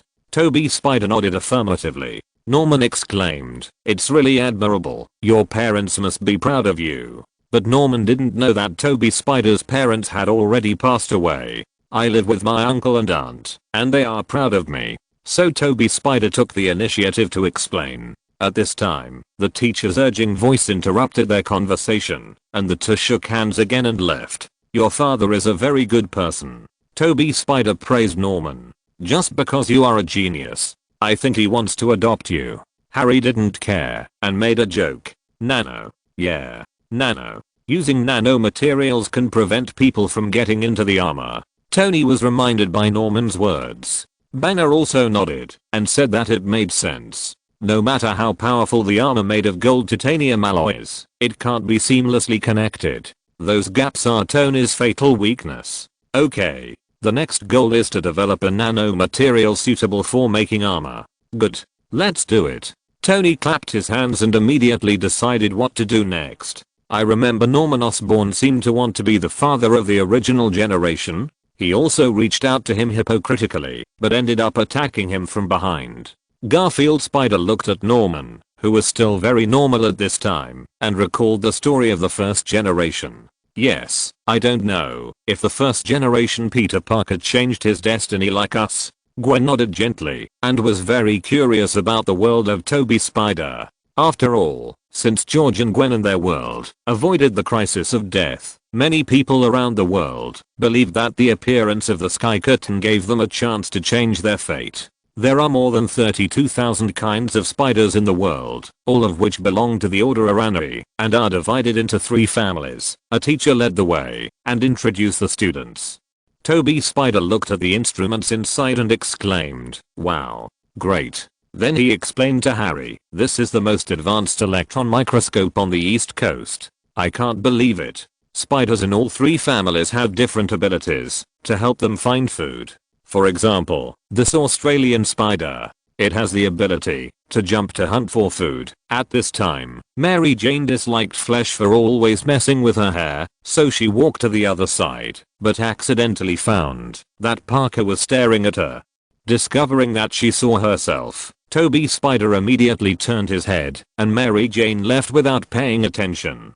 Seeing the teacher explaining the knowledge about spiders, Parker picked up the camera and asked, "Can I take a picture for the school magazine?" After getting the nod, Toby Spider focused and wanted to take a picture, but Flesh deliberately bumped into him, making Toby Spider unable to take the picture. Then his 2 younger brothers silently laughed at Toby Spider, bumped him away, and continued to move forward. Next, this is a web-spinning spider. Gucukia, Ferretidae. It can weave a strong funnel-shaped spider web. The strength is almost the same as that of a steel cable used in construction. Seeing this, Toby Spider wanted to take a picture again, but Flash's younger brother bumped into him again, making it impossible for him to take a picture at ease. Harry noticed when they saw their prank. They warned, "Stay away from him." The little brother stared at Harry unconvinced. "What will happen?" Flash teased. "Otherwise his dad will fire your dad." And the two little brothers clapped their hands with a smile. Flash grabbed Harry's collar and taunted, "What can your dad do to me? Sue me." Just as the conflict between the two was about to break out, the black teacher came over and grabbed Flash's hand and asked, "What's going on?" Seeing the teacher appear, the little brother, who was still smiling, instantly closed his mouth and tightened his face. "Whoever talks more, I will give him a failing grade." "I'm not kidding. Let's go," he warned in a low voice. The teacher in charge continued to introduce the abilities of other spiders to the students. This grass spider uses reflexes to hunt, and its reflex nerves react very quickly. Some researchers believe that they almost have the ability to predict. They can predict danger. Spider sixth sense. Isn't this the ability that Spider-Man has? Did the first generation Peter Parker get his superpowers here? Tony looked at the introduction of the female teacher and silently guessed, based on the experience of the second generation Peter Parker. "Yeah, I think so too." Natasha, who was not far away, heard Tony's words and nodded. In the room arranged by Tony, Aunt May hugged little Peter Parker, who was staring at the spiders on the sky with wide eyes at this time. Every time he thought about the powerful superpowers he would get in the future, he was so excited that he couldn't sleep. Toby Spider recalled the past and was also very emotional. Although the sky had said many times that this was not accidental, but inevitable, he still couldn't help feeling excited. That was the turning point of his destiny and the starting point of everything for him. If the spider hadn't bitten him, he would still be the inferior, hunchbacked Peter Parker who could be bullied by everyone. End of this chapter. Thank you very much for reaching the end. Don't forget to like. Looking for more exclusive content and immediate access? Subscribe to our Patreon. Remember, every like, subscription, or donation encourages us to continue. Thanks to everyone. See you in the next video.